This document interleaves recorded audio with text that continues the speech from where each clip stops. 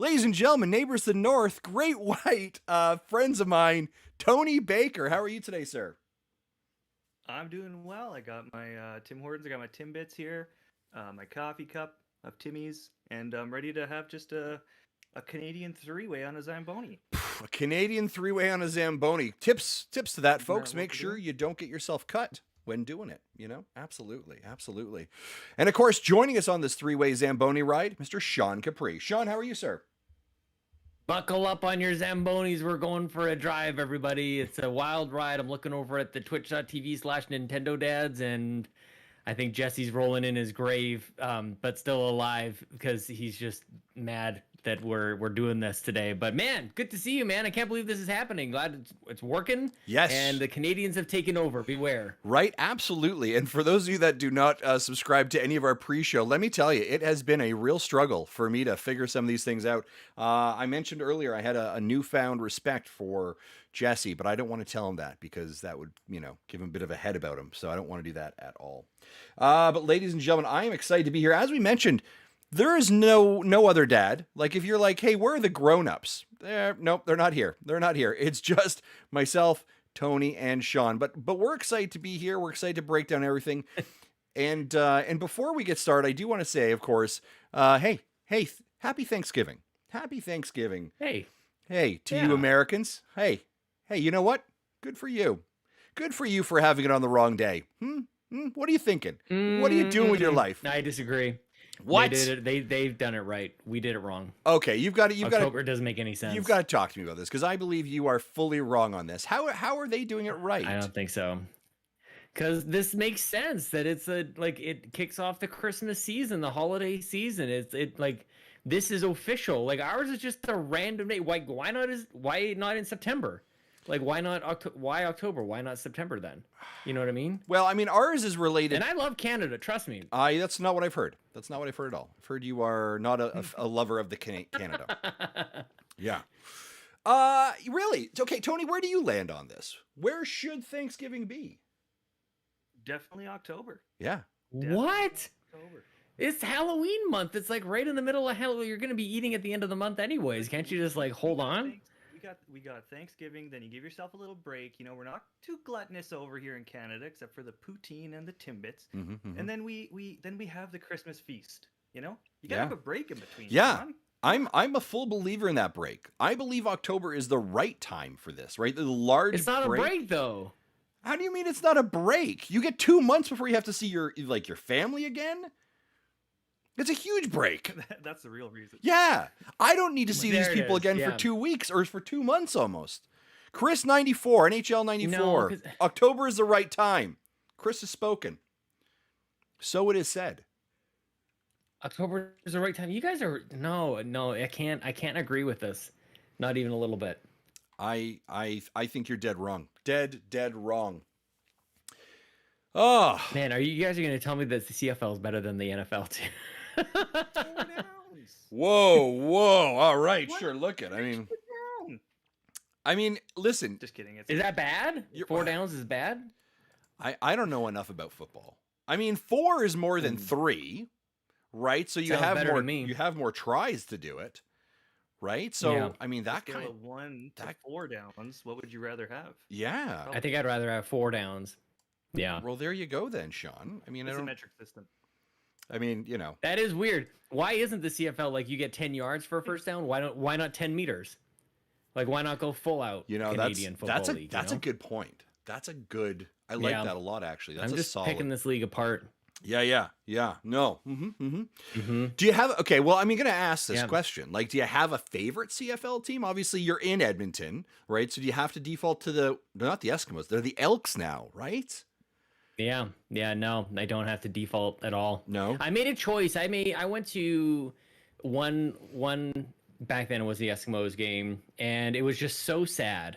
They tried to entertain us. They tried to have the cheerleaders on the side. It's not very good. The entertainment on the field. It was like old timers night. It was like old timer radio. So that in and of itself was just oh golly and not good. So I was like, this is my last CFL experience. I think.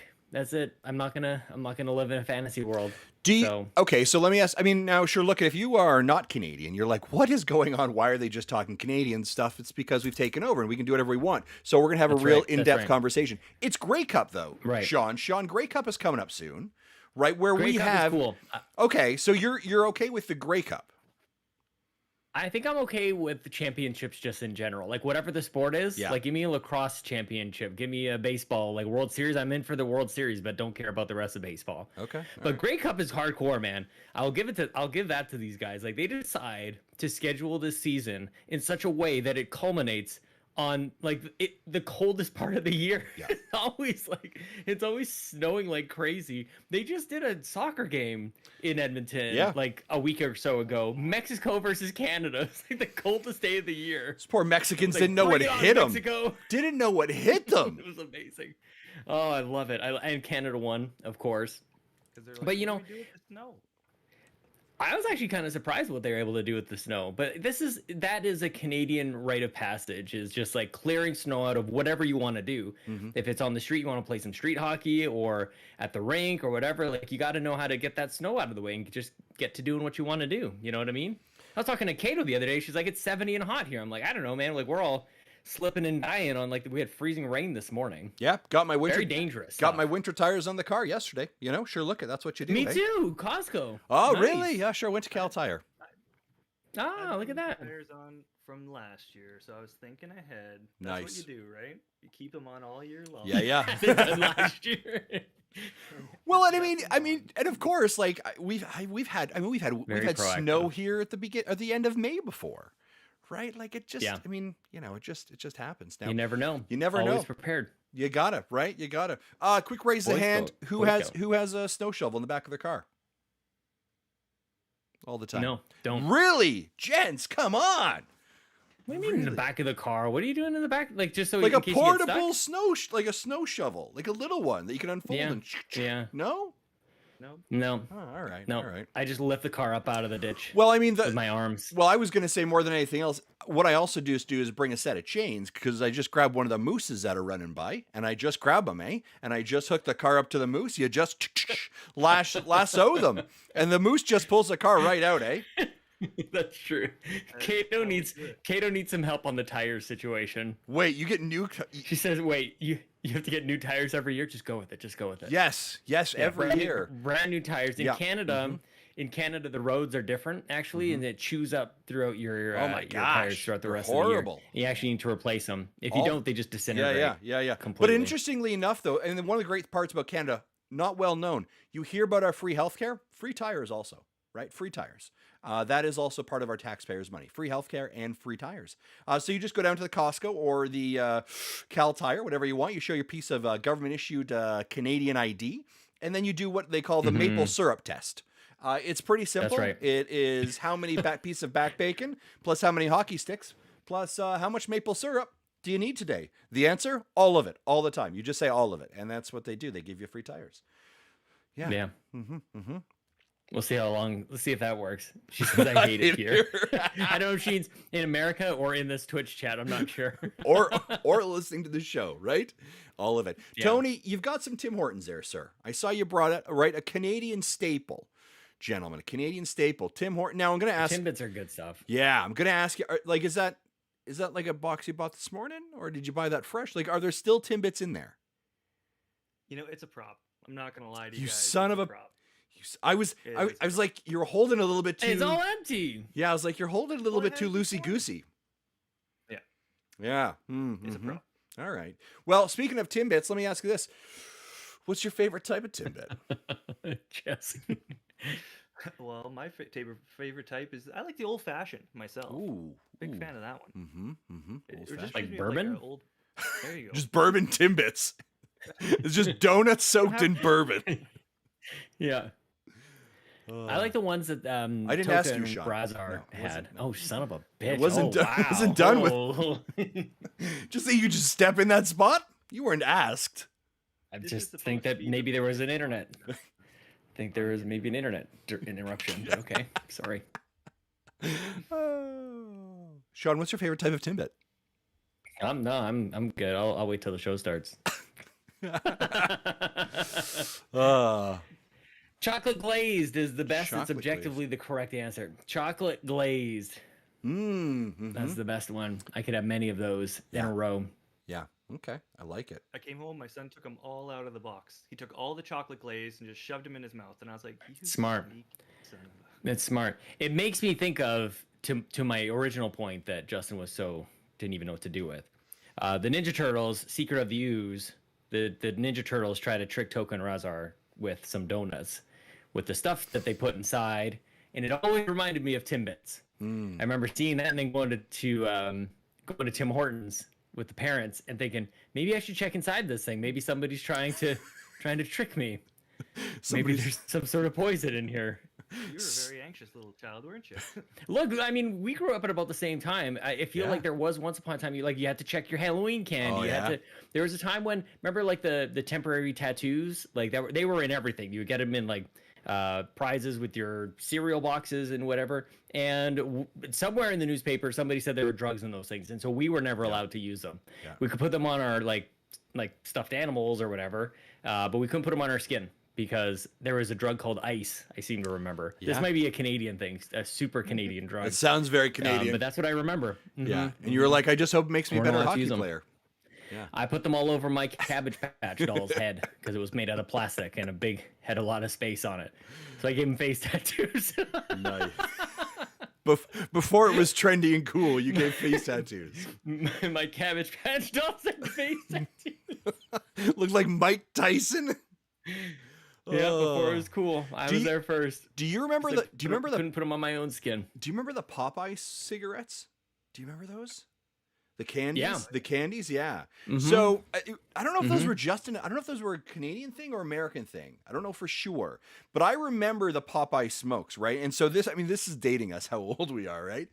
But I remember like you'd go in and so for those of you who don't know, these were literally like candies. They were chewable candies, but they looked like cigarettes, and you could actually like breathe them in and like breathe out, and like a puff of like candied dust would basically it was like powdered sugar. Yeah, it would basically come out of it, and you'd be pretending like you were smoking, right? You could buy these at a candy. You could buy them at a candy shop. I remember one day. Yep. I think I was like 8 or 9. That's horrifying, right? Like, what were we thinking? I remember I had some friends. Smoked a pack of Popeye cigarettes a day.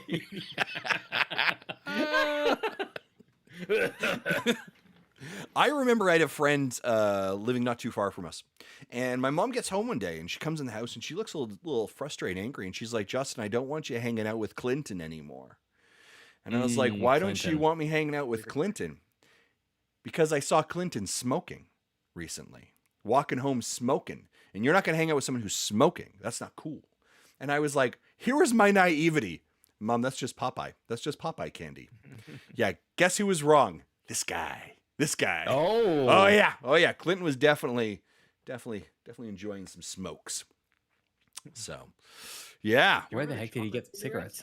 Have you ever seen those ones? Which ones? Sorry, They're Tony? like actually wrapped. The chocolate cigarettes. Oh. And it's just like a piece of chocolate in a white wrapping, and you actually it's like paper, so you can hold it like this, and it actually comes in a pack that looks like a pack of cigarettes, and then you're supposed to unwrap it and then eat the chocolate. But that looked even more like cigarettes than like Popeye cigarettes. They were tasty. Yeah. Good chocolate. Didn't they have like big giant cigar candies too? Like black licorice kind of things? I think that was a Costco thing. Yeah, but like the tip of them had like a red, like a candy, right? Yeah, but that you definitely knew you were not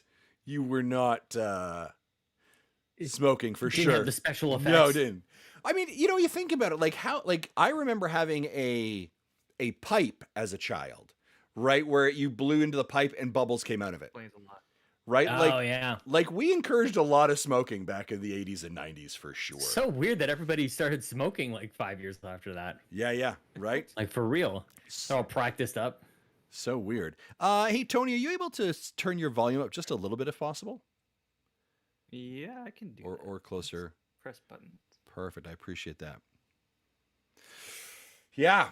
If you need them louder too, Justin, you can right-click on them and turn our volumes up and down as you need. Oh, really? In the just in the Discord. Yep. No. Right onto his face. Just right click right on Tony's eyeball. And it actually says he's at 100%. Go higher. I'll turn it up here. Go higher. You can go higher. Can I go higher? Oh no, you can go 200%. I just did something to the stream as well. That's not what I wanted to do. Oh no. Oh no. I'm very curious how you got this whole thing. Oh, look at that. Oh. That's not what I wanted. It's not what I wanted at all. Refresh. Fix the page. Hold on here, folks. Technical issue. Oh my gosh. Still there, folks? Hello? I think, ladies and gentlemen, I just lost the call. So hold on a second. As I bring back Tony and Sean, I hit the wrong button. And that is not cool. Not cool. I could be playing Pokemon. I could be. But I will be doing this instead. Man, Halo. It's so good. All right. Hey. All right, we're back. Hey, folks, how are you? You good? Pretty good. Doing all right? Might I mean I could probably do some like cloud gaming, maybe. Could I wonder if you? this would work. Yeah. All right. So, okay, this is great. This is great stuff here. All right. Let me just fix something here. Oh my gosh, I can't believe this. I just botched everything. I feel for you, Justin. I'm sorry. That's okay. It's not your fault. It's definitely my fault. I know. I definitely know that. Do you guys want to like vamp for a bit? I feel like you're both professional enough to be able to do that. Oh, we're still live then. Okay. Oh yeah, for sure we are. Yeah. Good stuff. Oh, here. you brought us right back on here. Okay, well, cool, I man. did. Hey, well, maybe we could get back onto this Thanksgiving thing because I don't think that we really closed the loop on why October makes sense. Like, don't you think that we as Canadians are just on the verge of some sort of civil war because we can't decide when it's okay to start celebrating Christmas, like when we can start to like put up the lights or anything? Like, that's the thing that's missing for me is maybe in October, maybe that just be, I'm okay with it being October because like seasons just work differently here. I'm okay with Thanksgiving being in October if the day after is officially like Christmas time. Like start putting up your Christmas trees. But I don't think that makes any sense. I don't think that makes any sense. Or at least the lights. Maybe the lights. Get your outside kind of decorate. But that doesn't make any sense either because you have Halloween 2 weeks afterwards. You gotta get rid of Halloween. Like you gotta finish Halloween like November 1st. You can start going. That's my thing. What about Remembrance Day? I know that's the tricky part. You don't want to step on the veterans' toes, but I feel like they fought so that we can celebrate holidays however we damn well please. Oh, that's an interesting. That's point. a hot take. That is a very hot take. Yeah. So I believe let's get the Christmas going. I love Christmas. I'm the guy who starts singing Christmas carols in August, and it pisses everyone off. It's great. Yeah, that would. I love doing that. Yeah, okay, so you're kind of all over the place with this. Yeah, but it has to be Halloween first because of the decorations. But does it maybe cross your guys' mind that like maybe the answer is right in front of our faces, and by in front of our faces I mean under our Canadian asses, and by that I mean south of the border. Oh, they just have it right. I think they might just have it. I don't know. Look, no. they can't have it. Look, they can't have everything wrong. Okay, they can't have everything wrong. Okay, they've got a lot wrong. Okay, they don't have this wrong. I think they nailed it. They got the parade. They got a day of football. They kick off. They got Black Friday right afterwards. We had to copy that because we hadn't figured that out. Well, we've got our Boxing Day, which I don't want to give up Boxing Day, but it makes a lot of sense to have a big, like Consumer Day sale, like everything on half price before Christmas.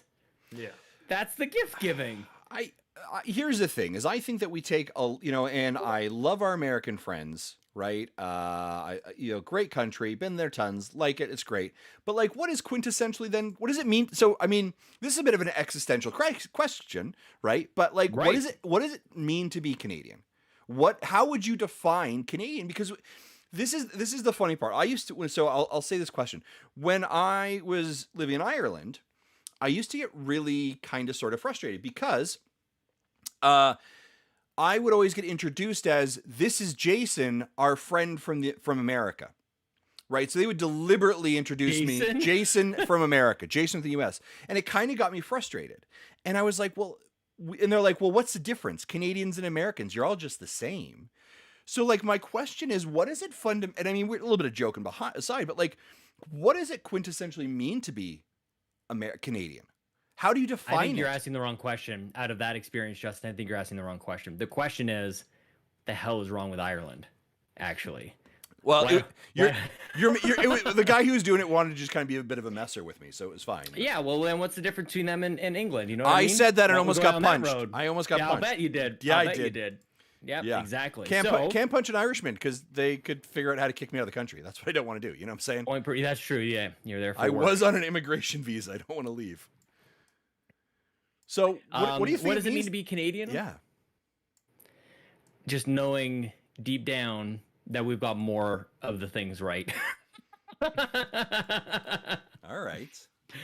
But I mean, it's funny because like we are so greatly influenced by our neighbors to the south, right? Our media consumption is from them, right? All of our news comes from them. If you look at our economy, right? So much that is driven by America. But like, what does it mean to be Canadian, right? As you think of where our Thanksgiving is, our Remembrance Day, how we look at it differently. I don't know, Tony, what do you think? I mean, like you're gonna have a real Linus Christmas moment because it's all about coming together and being sorry for not being sorry. You know what I mean? Like, that's what it's all about. Sorry, not sorry. Yeah. Okay. It's a deep question, man. I don't even know the answer, honestly. Like there's so much to like our neighbors to the south and us that are very similar, but there is something uniquely Canadian about us here in Canada, and I couldn't really put my finger on what it is. But I know that if I went down to Sean's house and knocked on the door and I was stuck in the snow and my car couldn't get out, he'd be out there with me pushing the car. Yeah, I could do that with anybody. Probably. Yeah. Exactly. Well, and there's different Canadas as well. Of course, we all know this. Yes. You travel across this land, there's different Canadas. Yeah. So that is definitely part of it. I think when you talk about this sort of like what is a national identity thing too, like I think because our neighbors to the south are so bold about what their identity is, Canadians can feel kind of silly by saying like what it is that makes us Canadian. Because it's like really what you're talking, like what are you talking about? Like it is kind of like, yeah, we do this kind of differently, and like we really like hockey, and it feels kind of silly to say like these are the things that kind of identify us. But I think that if you just don't compare to what other people think that make them, then like it's pretty, I don't know, it's pretty awesome, dude. Like, but it's just that we make the best of like really hard situations. I think is probably part of it. I think we've got a great export on art that we don't really talk about or celebrate too much. We just sort of let them assimilate with America, whether it's music or actors or whoever it is, and just kind of like we blend in that way. But like there's a lot of that kind of stuff. I think even on the podcast scene, like there's just a ton of us. Like what the heck, man? But I think it all kind of comes out of too, like what is our values, and it comes out of the stuff that everybody in America is fighting about. And I keep telling you guys, just move on up here. We don't have guns. We got free healthcare. Like just if that's what side of the aisle you're on, get on up here because it's like already taken care of. That stuff is taken care of. We got like our mothers get 18 months of maternity leave for God's sakes. Like there's a lot to our lifestyle that we just don't really talk about because like how do you even bring it up unless you're doing something like this? Yeah. It is interesting. I think, I grew it was something that I struggled with or tried to identify with as I was gone for 2.5 years, right? Like what it meant to be Canadian, what was different, right? And traveling abroad, right? It was very interesting, kind of this idea of representing your country effectively, right? Who you are, representing the values that people believe that there is true to be Canadian as well, right? And I think it's so easy for us to be clumped in with other countries, right? But to quintessentially say this is the thing that makes us Canadian. These are the values, the things that we believe in, that we like to kind of fly our flag on, so to say. So I think it's interesting. So that's probably a much deeper conversation than I really was thinking about in regards to Canada, but I just kind of was curious about it as we sat here and talked about it. So now, the last thing I'll say, okay, when you go ahead. No, you go on, Sean. You go on. No, I just think that there's things that, like, I think the way to answer that question is why do you choose to live here? Like, you could live anywhere. You literally did live somewhere else, and like, why did you choose to come home? And maybe part of it is just family, but like, there's definitely things that when I visit other places, I go, I enjoyed my visit, but I'm really happy to be home. Like I really, really like it here. I like that I don't have a hurricane season, for example. Like I really enjoy that. Yeah. I enjoy that I don't have to worry about earthquakes. Like and I don't know if that necessarily speaks to like throw that on a jersey or anything or on a badge or to create an identity. But I just think that when I think about living in Canada. I think about all the things that I just prefer, and it's hard to have that conversation without putting somebody else down, because I'm like actually ordering. Yeah, I like this better than I like this, but it all kind of culminates to a community that I like. I like that there's a lot of space around here. Like even the busiest cities are like, it's laughable to call them busy when you go down to the States. Like it's just not even close. Yeah. So I think that there's a pace of life, whether you're in the city like we're all in sort of like a city, but there's a lot of non-city, a lot of rural living in Canada as well. That might be another reason why it's hard for you to identify like what is Canadian, because the city living can kind of blend into American, but there's a lot of not that in Canada as well, especially in Alberta. It's like half and half, man. Yeah. And I do like your statement too of like, there is very different Canadas, right? Oh, the Alberta Canada is very different than the British Columbia Canada. Not only just from the geography of it, right? Of being such a, beautiful landscape, but the people, the culture that's there, the establishment, right? Yeah. Heading over to East Coast, right? Sure. PEI is great. Very different maritime life. Then you've got Quebec, right? Who's got its own challenges and issues, sitting beside, Ontario and Ottawa, and who basically run the entire country from that area, right? And then heading up north, right, into our Northwest Territories, and there's just so much there as well. I think it's an interesting conversation. I appreciate this. I didn't think it was going to take a serious turn. So now I'm going to ask us the most unserious question in regards to Canada. Gentlemen, where's your favorite place to get poutine? Swiss Donair for Donair poutine. Ooh, whoa, that is a good answer. On the button too, Tony was like, hesitate. boom, boom. All right, Sean. I mean, you guys talked about it last week. I think that New York fries is excellent. Costco is right up there as well, actually. Costco poutine is very good. Yeah. But most commonly, probably McDonald's, because it's just like, it's right there, and I can't help myself. So there you go. Yeah, I don't like the gravy. there. There's something. I'm not picky though. Like honestly, I'm not a foodie, not even a little bit. That's why I eat McDonald's a lot. That's fair. I assumed you were just sponsored by them. No. You know what? I think I might have to move on from McDonald's at a certain point here, because I'm feeling kind of hurt by it. Yeah. Because they're not reaching out to you. They have not responded. So I'm gonna ask some inside baseball. Have you literally reached out to them? I mean, nothing more than like a Twitter, like, hey guys, like, I don't even know how I would go about starting that. So they launched a new battle pass at McDonald's. Have you seen that, Sean? and it actually worked. I was like, okay, you know what? If I keep asking me, I get these 5,000 points, and they're like, do this, and you get that, and I'm like, you know what? Maybe I'll go grab a bagel this morning. And then I was like, you know what? I'm gonna go to McDonald's. I drove past the Tim Hortons because I'm like, I'm gonna get the points. Damn, and they got you. They've like made these challenges that you want to check off, and the only thing that happens at the end of the battle pass, you probably die. Yeah, of obesity. Yeah, I get a free cheeseburger, so that's pretty dope. That is amazing. I would like McDonald's like merch. Like at the end of that, I would like sweatpants. Like nice stretchy pants. I worked for McDonald's for cosmetics, exactly. Yeah. I worked for McDonald's for 7 years actually. That was my university gig when I went through high school or university. I was a manager at McDonald's. Worked there for 7 years of my career, of my life, and got me through university.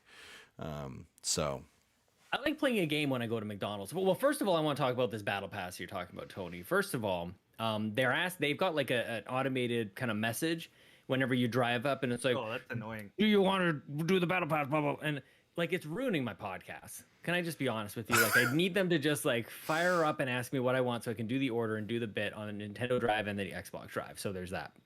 And I don't remember what my next point was, but I refuse to get it. I refuse to do this thing. Is this the app that you're talking about? You don't want to download the app? Yeah, you get like a rewards thing. I remember my second point. My second point, I like to play a little game here because I noticed on my trip this evening to McDonald's. You guys can play along too whenever you go to a drive-through.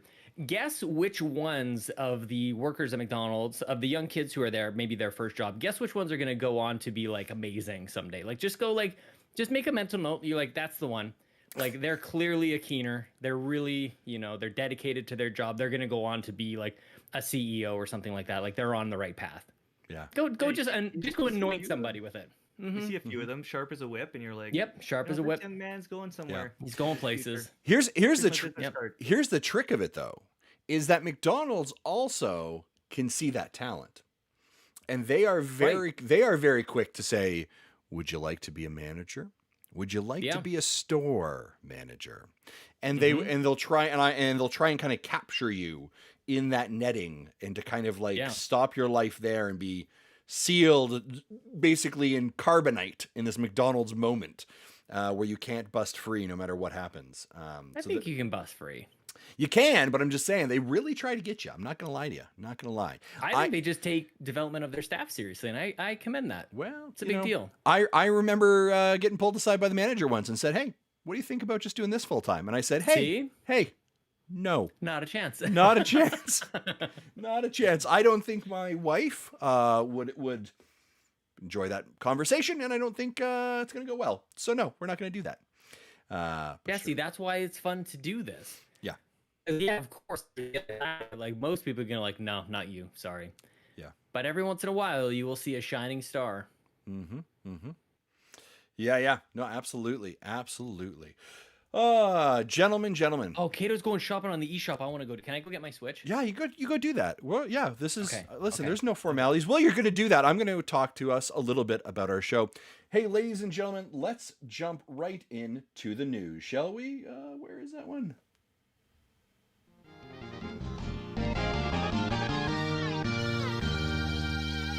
Now what's happening? And the news is brought to us by, well, you amazing folks over at patreon.com. Head over to patreon.com/NintendoDads, and for as little as $1 a month, you can join our amazing Discord, be part of our conversations, and just support Nintendo Dads, which we greatly, greatly appreciate. And of course, the show is also brought to you by Manscaped and Gooder, but I'm going to talk about those later in the show. All right, Sean, what's going on in the eShop that we're helping out Kato on? I'm so confused. Is this the podcast or is this the pre-show? Oh no, we're recording the show. What did I miss? We've been recording the show for 35 minutes now, buddy. Show the whole time? I don't know what's ever going on. I'm getting into the eShop right now, man. I'm getting into the eShop. I thought we were just having a quick chat with the chat here, man. Oh, we're all over the place. All over the place. What kind of operation you got going on here, man? Listen, this is, like I said, when Daddy gets the controls. You know what I'm saying? When Daddy gets the controls. Okay, cool. So we're making some... I wouldn't have left, by the way, if I knew that this doesn't come back and it's the news. I'm like, what the crap? Okay. eShop sales. You're helping Kato. Tony, do you got your Switch with you? Cyber deals. I got my OLED. Okay. It's here. I got the OLED here. Oh man, look at these. Oh, the cyber. Okay. Let's have a serious conversation here, guys. 30% off. Okay, the serious conversation, first off, is that you can't search on the eShop for the eShop deals because, I don't know about you guys, but ever since they started adding more stuff and like trying to make it look a little nicer, it hangs even more so than usual. So what you got to do, and this is not a sponsor, obviously, but go to DekuDeals.com because you can make your list, you can make your watch list, you can organize it, and it's super, super fast and awesome. And I just spend every night I'm on that website scrolling through, adding stuff to these lists, and you can even share these lists publicly with other people as a link. I like that. It is awesome. That's pretty great. Awesome. Huh. Okay. Helps me spend money. Yeah. I just want to put these into a cart. So there's a lot here, man. I know, right? Like, come on. That's the thing. We know it is Black Friday, right? Cyber Monday, all these amazing deals, and that's exactly it. Like, I'm looking at my list right now here, right? And I 100% agree with you, Sean. There's no reason that I shouldn't be able to multi-click on these apps, like several of them. Yep. Now, knowing Nintendo, I would say there'd be some kind of purchase limit, right? Like you can only purchase up to $200 at one time. Mm-hmm. Knowing them, that sounds like a reasonable thing. But I would at least like them to say you can put them all in your shopping cart and check out. So let's scroll. Let's scroll through the eShop together collectively, will we? We got our Switches. To go to GameStop for this. Monster Hunter Rise, 25% off. That's a good one. I heard. What else? What else? Anything else? What else would you guys recommend as you go through this? Guys, I mean, New Super Mario Bros. U Deluxe is excellent. Mm-hmm. From my days on the Wii U, I have not picked it up on this one. Yeah. So Sean didn't need to get a Switch episode. Probably not. But you know what? It is easier. This is, at least it's all here.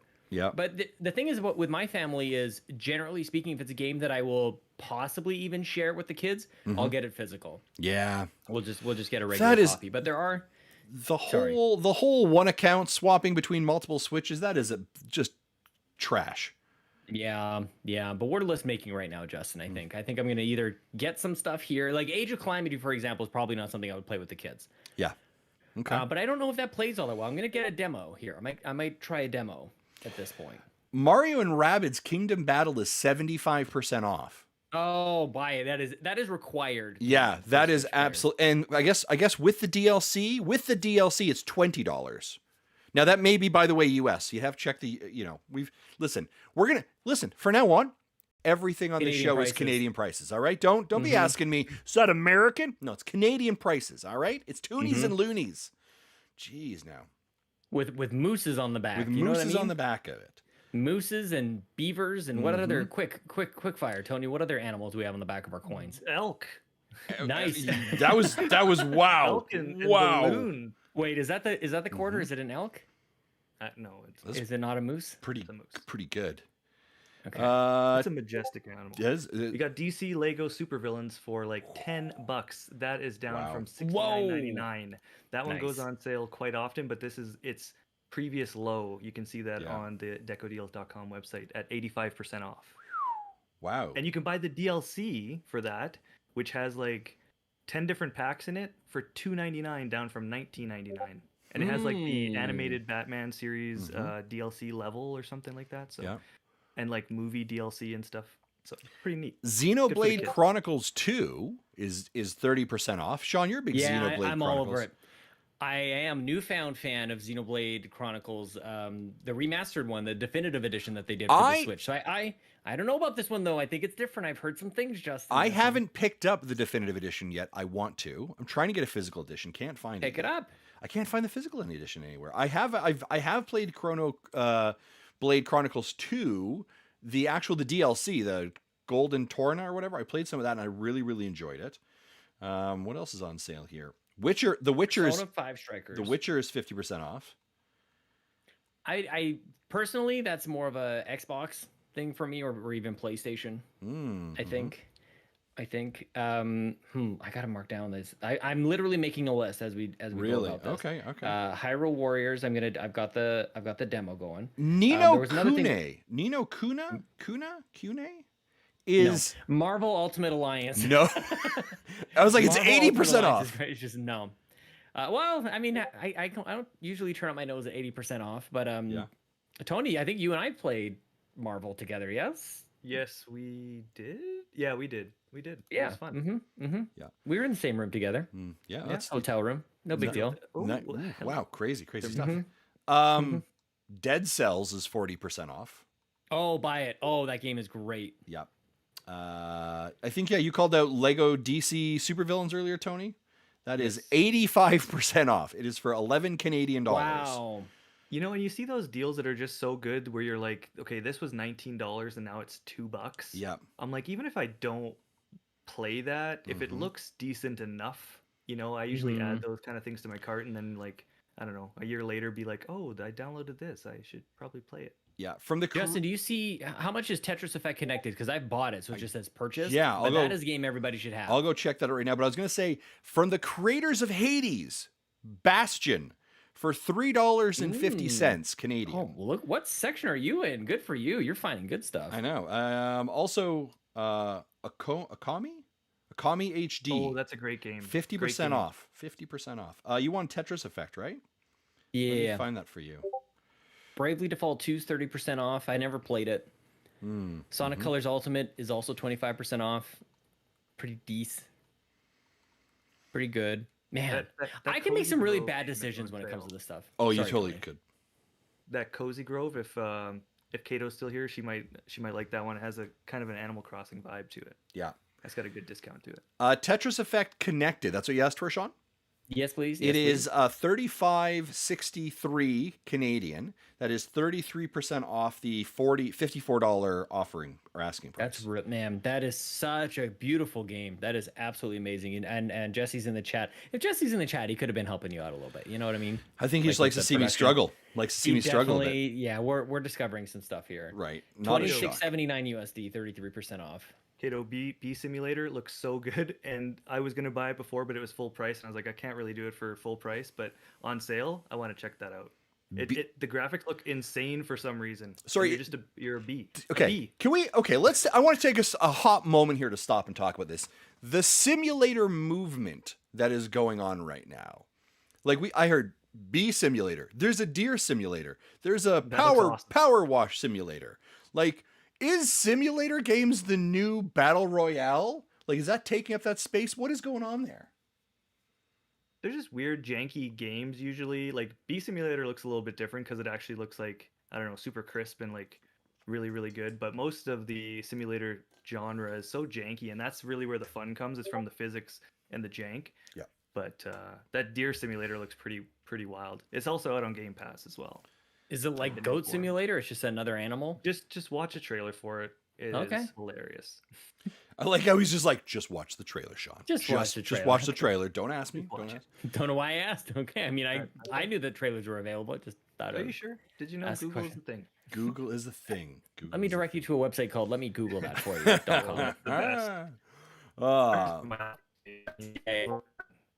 All right, let's see what else is going on here for the Rabbids world. Strikes Again is $18.89, and I'm tempted by that. It's on my wish list. I don't know if I need it, and I am like one purchase away for the dam to just come down, and for me just to buy everything and make a ton of terrible decisions. Because right now, basically on the go, I've got Halo, of course. I've got Forza Horizon 5. I got the Pokemons, Riders Republic. I feel like there was another one somewhere along the lines, and it's like it's too much. It's already too much. Well, I don't need anything else. No, and I can't afford to pass these up. I was having a conversation with somebody about that today, actually, over at the at your competitor, actually, Mr. Sean Capri, Game Pass News. I was talking. Nobody competes. Nobody can compete. Not even in the same league. Right? Ooh, harsh. Come on. They have a Who are we talking about actually? Sean Abbott from Game Pass News. Eating Sean's. I know, evil Sean's. Yeah, he has a goatee. Right? the dark universe version of Sean. I mean that's the thing is there is, and I guess here's a question I have for us. I sometimes find there's just too much. Right? There is way too much. I was scrolling through the Stadia's eShop sale, their shop the sale this week. And I found myself into Watchdog Legion, regularly $80, and I got it for a tenner. And I was like, I don't even know. Do you know what I mean? Like, I don't know when I'm gonna play this, why I'm gonna play this. I was only mildly interested. The scores are like an 8, but for a tenner, yeah, sure, I'll pick that up. Right? That's two John McDonald's. That's a darn good deal. Right? That's John McDonald's. Oh, that's wonderful. John McDonald's. Guardians of the Galaxy I just picked up, man. That's that's a great game. And by picked up, I mean one from our good friend Dapper Tux, fellow Canadian. I saw that. Thank you, Daps. Nice for cool. you, eh? Nice for you indeed. Tony, what's on your wish list? What are you looking at? Oh man, there's honestly so much. I put so many things on here. Let's look. I got a weird list right now of things. The Blossom Tale's on there. Great game. Very good. I got that Disney Classics coming, but I got the physical version coming to the house here from Amazon because they added the Jungle Book and they added like the other versions of Aladdin on there, which is awesome. Florence is on there. Oh, Gunman Clyde HD collection is 94 cents. Yep, that's like a bunch of games for real cheap. Like there's just it goes on and on. Where are you seeing this? Where are you right now? DecoDeals.com. Who again is not a sponsor of the show, but I'm not against it. You know what I'm saying? I'm not against it. Because like a Deku tree? Yes. DEKU deals.com. Hey, sorry, I thought you went back somewhere else. I'm sorry. No. Also, Bruce Patterson for the Canadian win is what I'm going to say. I think we're going to honorarily make this the best answer ever. He said Poutine Simulator. That's what they need to come up with. Nice. Poutine Simulator. Boom. Cheese curds on. Right? I love it. I absolutely love it. I can't wait to buy all these games I won't play. What is that? Can we talk about that for a second? Of course, I have nowhere to be. Did he disappear for you too? Okay. Cutting out a little bit. If there's ever sort of like, us talking over each other, sometimes I think just we're having some internet troubles or the Twitch stream is okay. Anyway, what is the deal? What's the deal? Like, why do we buy stuff that we don't need? We know we don't need this stuff, but why? We can't help ourselves. Sean, here's the thing. I've been down a bad path lately, and it started kind of around WarioWare. I bought WarioWare. I Yep. played it a couple times. I was Yep. excited about it, so Yep. excited, and then I put it away, never played it again. Mm-hmm. Bought Mario Party, super Yep. excited about it. Mhm. It's still in the wrapper. Yep. Wow. Oh, in the I have it. wrapper. Oh, damn. I have the Metroid Special Edition. I bought the game physically first because I couldn't wait for the special edition because I'm stupid and bought 2 copies. I'm the problem. But I have the special edition still in the Amazon It's in the package. Amazon. You Haven't- monster. And now I got the Zelda Game & Watch also in the Amazon package. Haven't even opened it up yet. Okay, so I think you're in a. That's a bad place to be in, Sean. That's a Okay. bad. Let's So talk to me about this. let's break go, that down. Justin. Like let's I'm We- gonna sit we need back. Some therapy, retail therapy. You know, maybe that's my problem. Maybe I just like to indulge and make myself feel good for a minute, a hot minute. Okay, or maybe Nintendo's made me this way. Maybe they're like, you know what, you gotta buy everything we put out because if you don't buy it right now, it might be gone forever.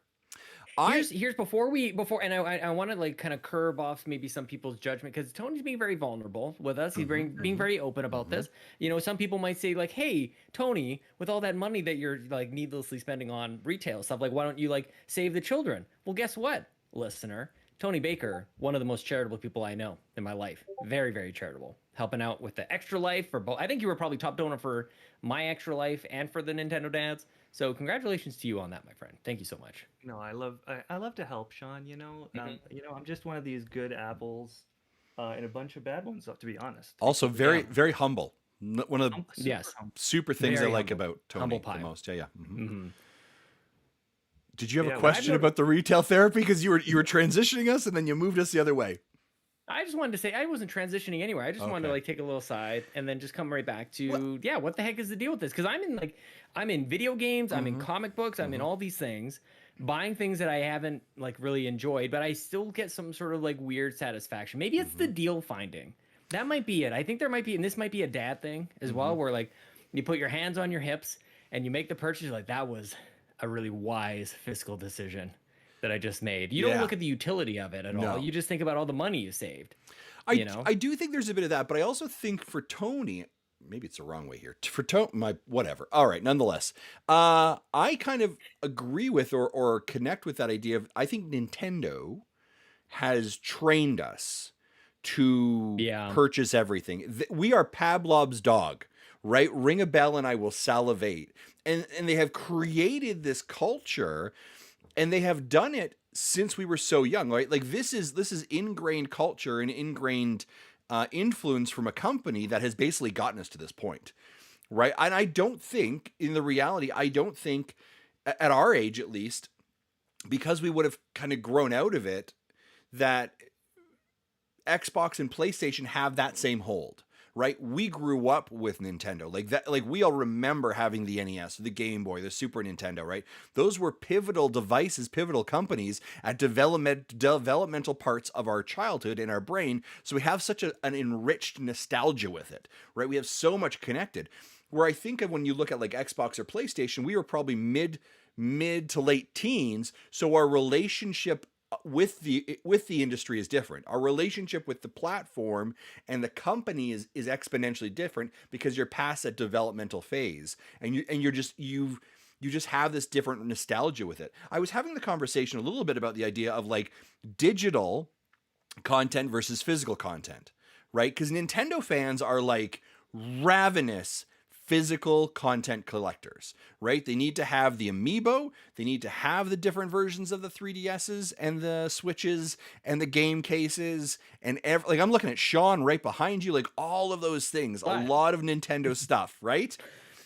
So there's this physical attachment to Nintendo stuff, which I think then transitions over to the idea of like physical games as well. Why we become so attached to the physical games also, which is why Nintendo fans, I think, for the most part, and making some really broad brushstrokes here, are a little bit against ideas of cloud gaming, right? Or digital access to games. Whereas I think something like Xbox, right? When you look at some of Game Pass, I had this conversation. If I go and buy an Xbox, right, and I just use Game Pass, in 5 or 6 years from now, when that console is done, right, and we're moving on to the next console, I don't have anything except for the console, right? Unless if I have just used Game Pass and nothing else, right? So I don't physically own anything anymore. And I think Nintendo has become so we have been trained so much to attach ourselves to all the physical things that Nintendo gives us because it reminds us of something that we have this kind of like, I'll buy this special edition. I will buy this thing and I don't even know why. So I think there's an attachment to that. Tony, what do you think? It's got that Disney effect on it too, right? Like there's all these characters, a stable of characters that we all are attached to, and that now we have kids, we want them to be involved in it too, and they love it, and everybody loves it. There's a reason there's a theme park, right? Like there's a theme park now with a gift store that I've seen online, and I'm like, my wife says, she's like, I know we're gonna buy everything you can in there, and I'm like, yes, I am. We're gonna buy every single thing I can buy because I just want it all. I have the connection to these characters from a young age, like you said. And, these characters have been here at pivotal parts of my life where, like you were saying, like PlayStation, Xbox were only there when I was an angry teenager. And I'm like, I don't want to play Nintendo game for like a minute because I want to do something else, right? And then you come back to this as an adult because like that's when I really started to come back to Nintendo was around the Wii time when I was about, just out of high school. And I'm like, you want some of that to hold on to some of that like childish wonder, like when it snowed last time. It snowed the first time it snowed here this year. I was angry and upset and like cold, and then my kids looked outside and they were just like, and their eyes lit up, and I was like, man, what am I doing? Where I'm so angry and bitter, where I need to step back and see it like how they're seeing it because they were just excited. Yeah, and I just felt like a grumpy old man, and I'm like, that's not cool. No, yeah. Sean, what do you think of this? How does this land with you as a man who's literally got a huge shelf behind you full of everything? Like, where do you think that connection is? It's the quality. It's the Nintendo seal of quality, I think, in a lot of ways, which is actually making, when it comes to the Switch, it's making like the journey towards digital a little easier because I wish they had the same standard for like their packaging. I wish they had something inside of the games, not just a little like a holder for the little cartridge in there. But I don't see anything even close to like what most of the stuff is behind me is Nintendo. A lot of Amiibo. There's like Nintendo licensed like checkers up there and Monopoly and Goombas and all these other things. Like, but it's really good quality. It's like Funko level of qualities, but it's all like custom Nintendo stuff. And that honestly, I am hard pressed to think of anything that comes even close to that in terms of quality and variety and selection and breadth and depth that on Xbox or PlayStation. So it's sort of like to jump off of Tony's point about the amusement park. It's just like they have extended the brand to so many different products that, yeah, it creates a bit of a habit, I think. And I, as a collector, I think that some people collect things for maybe a variety of reasons. Some people are completionists and they like to see that collection done and they have all the things. I like to see things that are similar kind of next to each other. I actually don't know that I've ever really described it in this way. And this is why I enjoy to see the Amiibo still in their packaging. Because it's not about the toy for me. It's like the packages all look the same. They're the same size. Like the artwork is, within the same design, just obviously different characters. Or when I put, for example, like I've got like my Scott Pilgrim books here, like they all look like similar. They look like they're part of a thing. And so for me, like collecting things physically, like it's all part of that. I think it looks good. And they're about things that I care about, and the quality is really good. Like they've been doing this for this is before video games with Nintendo. And so yeah, I think that's probably part of it, is just that I love the thing. I'm passionate about the thing, whether it's just video games or Nintendo specifically, and they give me really good options to go spend my money on. And the habitual part of it, I think, extends into a digital eShop sale where I'm like, I can't miss out on this thing. I've been good all year, and maybe that's also part of it is, you get to a point in the year or maybe even just in the day where you're not making the best decisions and you just kind of load up on stuff because I deserve it. Damn it. I'm going to treat myself a little bit. Yeah. Yeah. And I think the other part of it as well is you don't want to miss out, right? You don't want to be the person who's not in that conversation. Right. And I think when we live in a world of like hype cycles, right? The hype to up something, you've got a 2, 3, maybe 4 day peak with it and then the drop. We want to feel connected. We want to feel where our tribe is. And to be part of that tribe, we feel like we have to be vested in this idea or participating in this thing, right? So to miss out on Metroid Dread, right? Or to miss out on Mario Party when all your friends are having that same conversation, you don't feel connected in the same way, right? So these are, I think they're these things that we want to continually be connected with as well, with how we identify. So yeah, because otherwise, why wouldn't you just not buy it day one? Yeah. You know, which I've done, by the way. I purposefully set myself a year back on video games for a little while, and it just accelerated the problem. The issue of like buying too many things, where I'm like, I didn't want to buy a game for, back then it was $60 brand new for a game, and I'm like, well, that's silly. This old game is half price, and so instead of just buying the one game, I'm like, well, I could get for $60, I could get 2 games, and my backlog just like catapulted. Yeah. It was not a good and now I'm doing both. Now I'm in a really terrible situation where I'm buying new games like Super Mario Party and playing it for, I think I've got a total of maybe 3 hours with this thing. And it was an $80 purchase, or WarioWare as well. Like I'm making bad decisions, but for whatever reason, Nintendo has me this year. And I think one thing that I can say is like, I have been on a journey with Nintendo throughout the Switch lifetime. And, you know, Bobby was all in on Animal Crossing, and I was like principally against how they built that game, and you couldn't do cloud saves, and you could only have one island per console per use, like all the stuff that I've talked a lot about. And since then, I think I've just kind of like let go. I've kind of just accepted Nintendo for what it is, and for better or for worse, I'm just kind of like buying whatever they sell. Like it's just completely opposite from where I was. I just kind of, because it didn't make me happy to be right, because I do think I'm still right about those things, by the way. It's not that I'm like, you know, giving up on all those things. I just don't think that it makes a difference whether I think I'm right or wrong, or if I purchase one thing or another. It's like, kind of doesn't matter, because 70 billion people bought Animal Crossing, so it doesn't really matter what I say. So I just kind of like went, okay, well, let me just enjoy Nintendo. And it's a much funner place to be. I find myself just continually like supporting practices that I don't really appreciate or agree with, but at least I'm not stressed about it. You know, I'm not fighting with people anymore. I'm just playing games, and that's kind of, at the end of the day, it's probably what it's all about, you know? Yeah. Yeah, that's great. Thanks for that conversation. Hopefully that has helped. And Tony. No, it hasn't helped at all. Probably not. No. Well, the next section is... I've spent $100 since we started. So. Yeah. All I'm thinking about is buying Pokemon now, because I haven't bought it yet. Dude, we bought 2 copies of the game. I don't even know why. I could have easily shared Diamond with my wife, and no, she's got Pearl now. Yeah. So there you go. But again, I think it's part of that cycle, right? You want to be in that conversation. But speaking of games that you're most likely going to be spending some extra money on with Nintendo, a couple of coming game releases that got announced this week that you should probably be aware of. And I think actually, Sean, I'd like to hear this, because I think you know more about this actually than probably I would. 12 Minutes has been announced, coming to the Nintendo Switch on December 7th.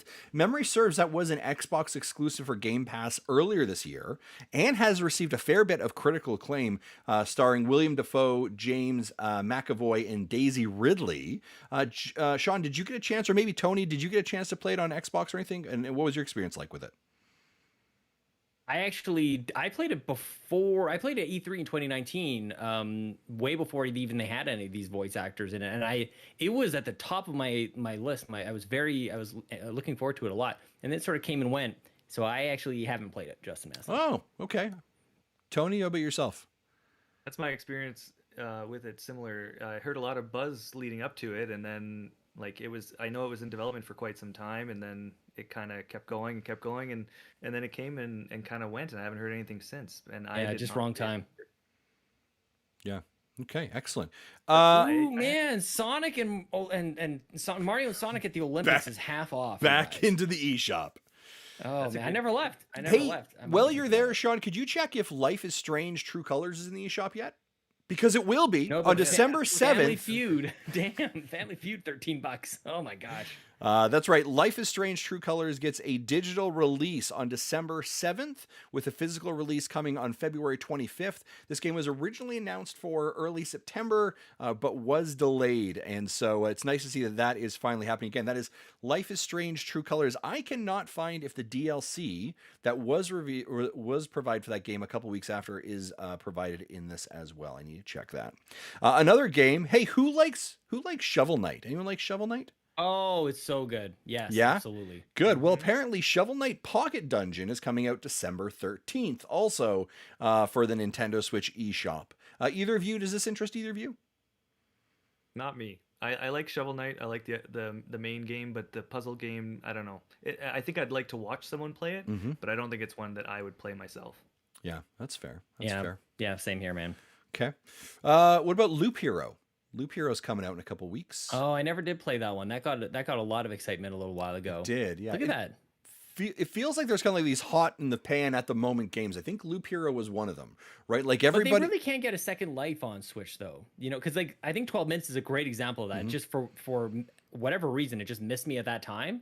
But like as a new launch day, like it's just so weird. Like I could easily have like pick a day where I go, I'm just gonna play 12 Minutes on Xbox. But the fact that it's coming out on Switch, I'm like, okay, that's the day. That I'm gonna draw my attention to. That's I don't know.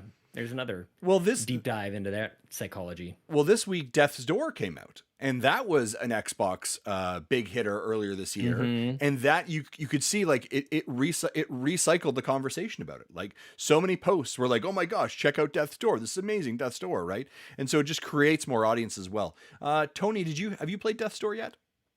No, but I do have it downloaded. That's one of those games where I saw it on Xbox and saw that I could play it there, but I kind of wanted to hold off in case it did come to the Switch, just because it feels like one of those games you want to play on a Nintendo system. Yeah, absolutely. Sean, what about yourself? Did you get an opportunity to play that? It's great. Yeah, it's really good. Really pretty challenging. Some dark themes for sure. But yeah, really, really solid game. I think especially people who like, not that it's really a Metroidvania, but I think people who enjoyed Metroid would like this as a bit of a companion to that game. Like I said, it's definitely not like an Axiom Verge like sort of copy, but for whatever reason, I feel like they're sort of they occupy the same space for me. Nice. Just dark, like a little bit more mature, a little more challenging. Like those kind of boxes are being checked off. Yeah, great. Okay. Sean, did you make any bad decisions in the eShop yet? Oh man, Street Fighter 30th Anniversary Edition is $20, dude. I already have it on Xbox, but man, on Switch. That's where I played Street Fighter back then. Oh, dude. All right. Well, I'm gonna do it. Here's what we're gonna do. We're gonna break over to our sponsors, Manscaped and Gooder, and in 4 minutes, we're gonna see if Sean or Tony have made any bad purchase decisions. Let's check it out. Support in Nintendo Dads is brought to you by Manscaped. Ho, ho, ho, gentlemen. The holidays came early here at Manscaped, the leading men's hygiene brand. Manscaped is going to be on the groin with their ultra new premium body wash. It's infused with aloe vera and sea salt to keep your skin feeling clean, nice, and moisturized. And they also just launched their new 2-in-1 shampoo and conditioner, which has key ingredients with benefits that include hydrating, nourishing, conditioning the scalp, strengthening your hair all at the same time. 'Tis the season, gentlemen, to load up on Manscaped products. So get yourself, your dad, your brother, your friend, your coworker, your neighbor across the street, I don't care, the best gift of all, the Manscaped Performance Package 4.0. Get 20% off and free shipping with the code NINDADS, NINDADS, at manscaped.com. Every guy out there needs to add Manscaped to their wish list this season. So hey, ladies, partners, mums, dads, you got that special person you got to buy a gift for? Go over to manscaped.com, Performance Package 4.0. That's what you do, all right? Get 20% off and free shipping with the code NINDADS, NINDADS, at manscaped.com. That's 20% off plus free shipping at manscaped.com and use the code NINDADS, NINDADS. Clean up your nuts and make Santa proud this year. Next up, we're very excited to partner up and introduce the Nintendo Dads community to Gooder. Gooder thinks gaming is fun and your gear should be too. Gooder makes fun, affordable, and functional sunglasses that everyone can afford. Sunglasses for gamers? Why? Because gamers go outside too, all right? These sunglasses have no slip, no bounce, all polarization, all fun. And Gooder are 100% UV protected and 100% polarized. These gaming glasses, it's not just a game, Mom! It's not just a game! Have amazing names, just like It's Not Just a Game. And Blue Shades of Death. All right? We're all wearing gaming glasses over here at Nintendo Dads HQ from Gooder, and we absolutely love them. They're no blue light, and they're all fun. Your eyes are not tired and sore by the end of it. I'm going to tell you a true story. First time I got these glasses, I put them on, bang. Jump into a game of Fortnite, boom, boom. Battle Royale, boom. Victory Royale, boom. Am I saying that these glasses make you a better game player? Legally, I can't say that. I'm just showing you the facts of what happened. All right. I absolutely love my blue light blockers here from Gooder. Their frames are lightweight and they are comfortable to fit. Free US standard shipping on all orders over $50, 30-day free returns, 1-year warranty, 100% carbon neutral, and 1% for the planet. Also, probably the most important thing that you should be aware of. No wearer of Gooder sunglasses, and I'm going to suspect also the gaming glasses, has ever been attacked by a leopard. I'm just saying that. Who knows? As far as we know, it's true, but as of right now. So that's a good thing to know. If you have a fear of leopards, maybe buying these glasses is what you need. I don't know. Pick up your favorite Gooder Blue Mirage blue light blockers with some sick Gooder Sunnies so that you're prepared for any setting you get your game on. If you want to support us and support the show, get a few pairs for you, your family, your friends, the neighbor across the street, whomever, your coworker, doesn't matter, right? They make great stocking stuffers and gifts. Perfect timing with the holidays just right around the corner. Get 15% off with the code NINDADS, NINDADS, at Gooder.com. That's 15% off plus free shipping with the code NINDADS, NINDADS, at Gooder, GOODR.com. Look good, game gooder. Back to you. All right, man. That was such a good ad read, right? I mean, that person, fantastic job, amazing stuff. I know, right? Fantastic stuff. Yeah, of course. Big thanks to Gooder and Manscaped for their continual support. And ladies and gentlemen, you heard me do the ad read. I'll just say this as well. Black Friday and Cyber Monday is coming up right away, and both of those codes are stackable, and I believe both Gooder and Manscaped are having some amazing sales. So if you're looking for additional savings, now is the time to check out Gooder for amazing sunglasses and gaming glasses, and of course Manscaped for all of your male grooming needs. Gentlemen, we are back on it. Let's talk about, I asked you guys to bring some topics to the show, because I'm going to be honest with you.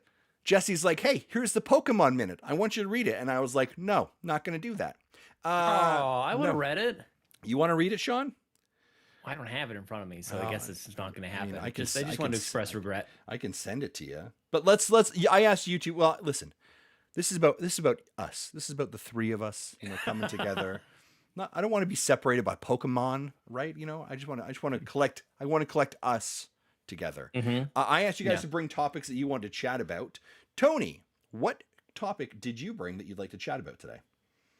Well, Justin, the holidays are almost upon us, and really, my topic here is kind of like a question, a little bit of a cry for help, maybe even. We're getting together with family around the holidays, as you tend to do, and I want to know what are some of the things that you tend to consume during the holidays? Like, what kind of media do you consume? What kind of games do you play? Because I'm trying to bring some games over to my dad's place, who doesn't typically play games, because we go stay over there for Christmas. And I want to know, I've never tried this before, but my kids are big into gaming now.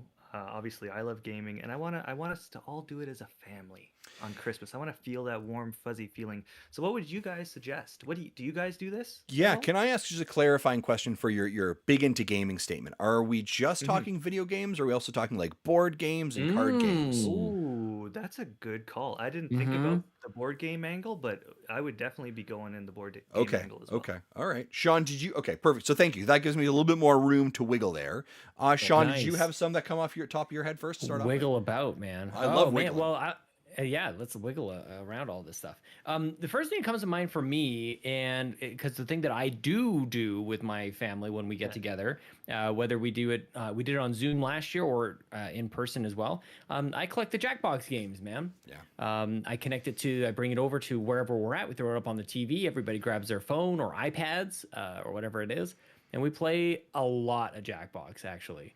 And by the way, Jackbox Party Pack 8 on sale on the eShop right now, so people should definitely go check that out. That is on it. It's such a go-to, and I don't know if it's maybe like too cliche to say. I don't know if that's the style of games that you're looking for, if that's like kid friendly or not, but it's definitely something like when I bring my parents around and I don't really want to do whatever they've got going on, I'm like, why don't we do this Jackbox thing? And I know that they seem to enjoy that, so that's top of the list for sure for me. Yeah, that was actually going to be my first go-to as well as Jackbox. We do the exact same thing. The thing I actually also like about it, Sean, that you kind of mentioned, especially with the family component.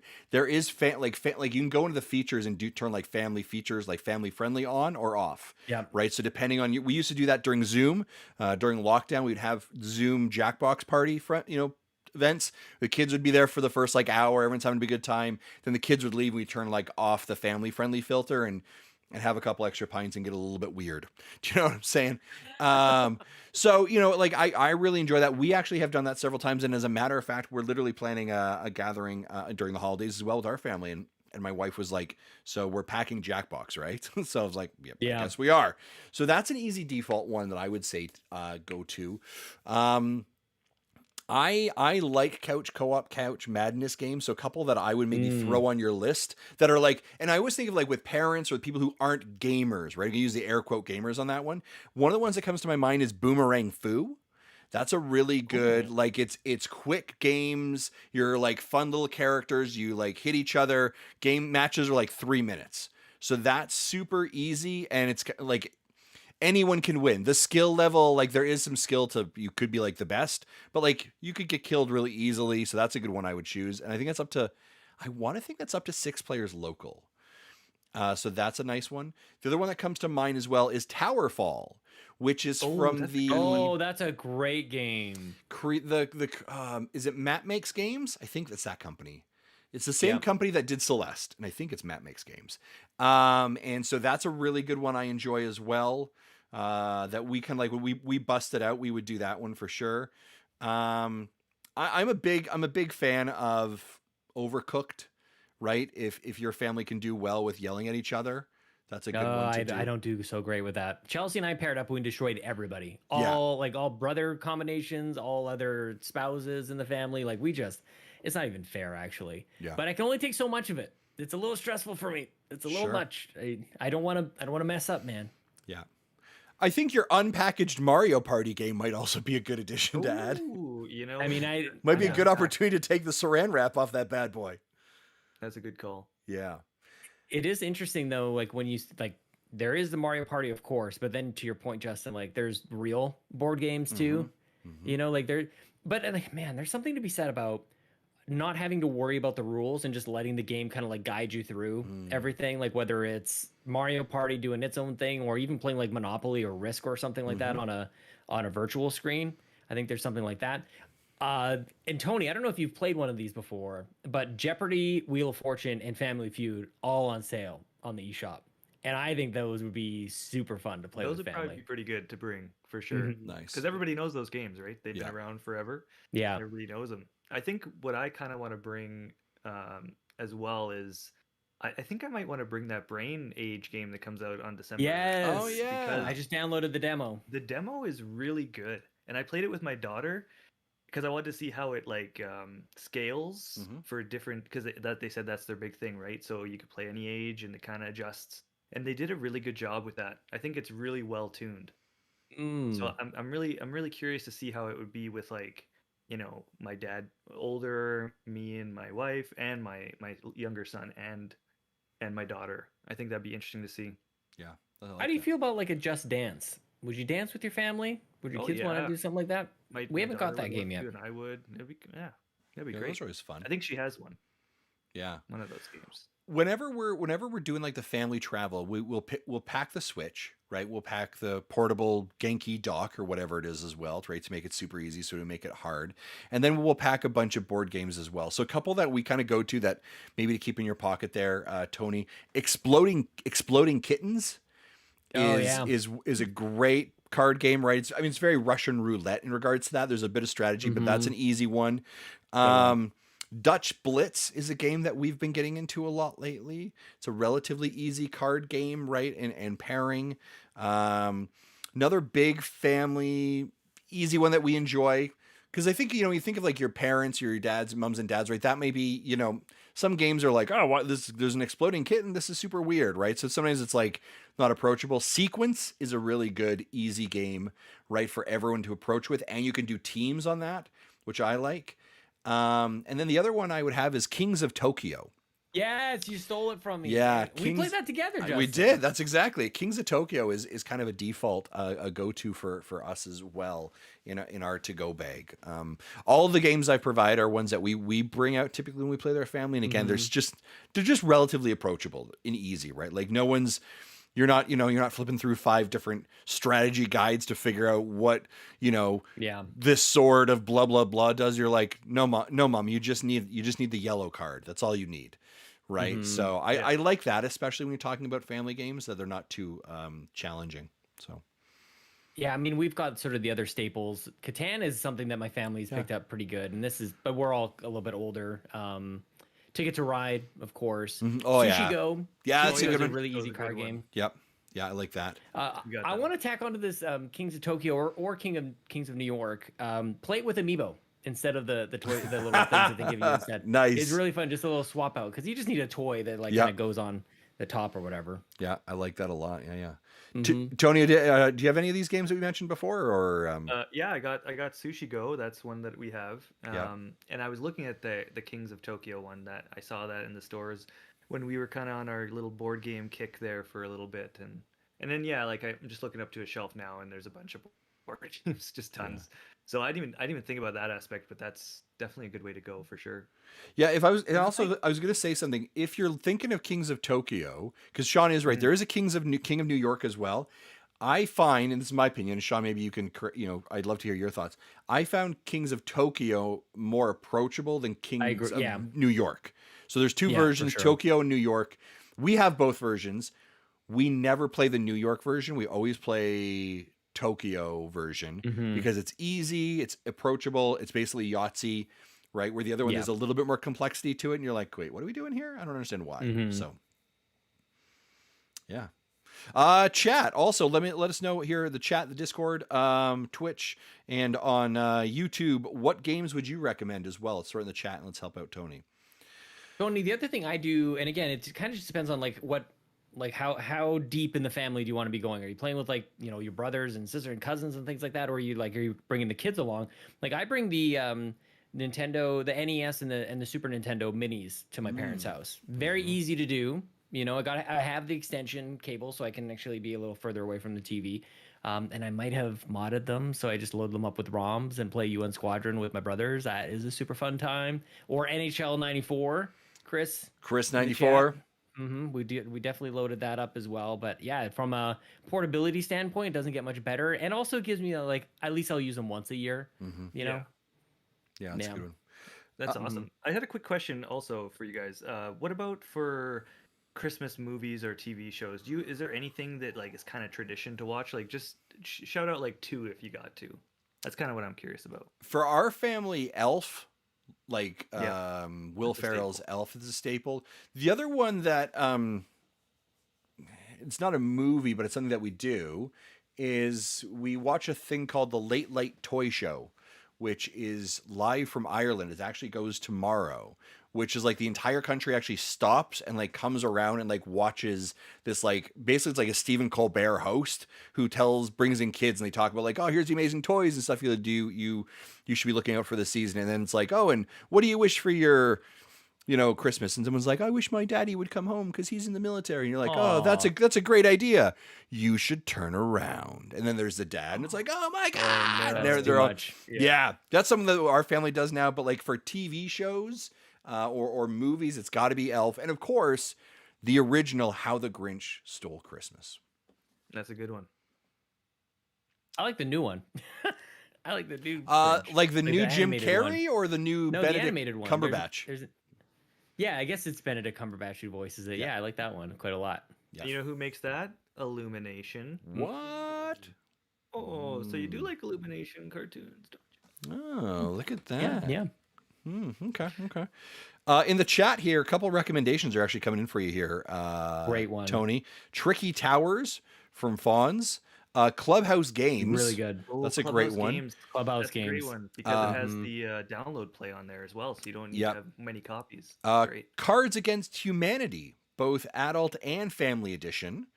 So obviously we're in the physical board game, and Ninfrendo mentions 8-Bit Christmas, which just released out yesterday and is available in Canada. If you have Crave, it's on HBO Max, which is free. So Crave it is on there, 8-Bit Christmas. For all you Canadians, you have the ability to watch that now as well.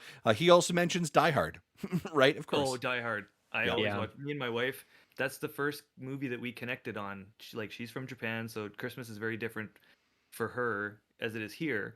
And our first Christmas together, we watched Die Hard, and she's like, "We always watch Die Hard in Japan on Christmas." And I just thought that was so crazy, because most of the time I talk about movies and she has no idea what I'm talking about, because her movies that she watches are much different than mine. Mm-hmm. And yeah, it's just so weird to connect. So now we definitely always watch Die Hard on Christmas. It is 100% a Christmas movie. I don't care what Bruce Willis says. Did he say it's not? He said it was not. He weighed in. You shouldn't have done that. You should not have done that. No. You shouldn't have done that. No. Sean, what about yourself?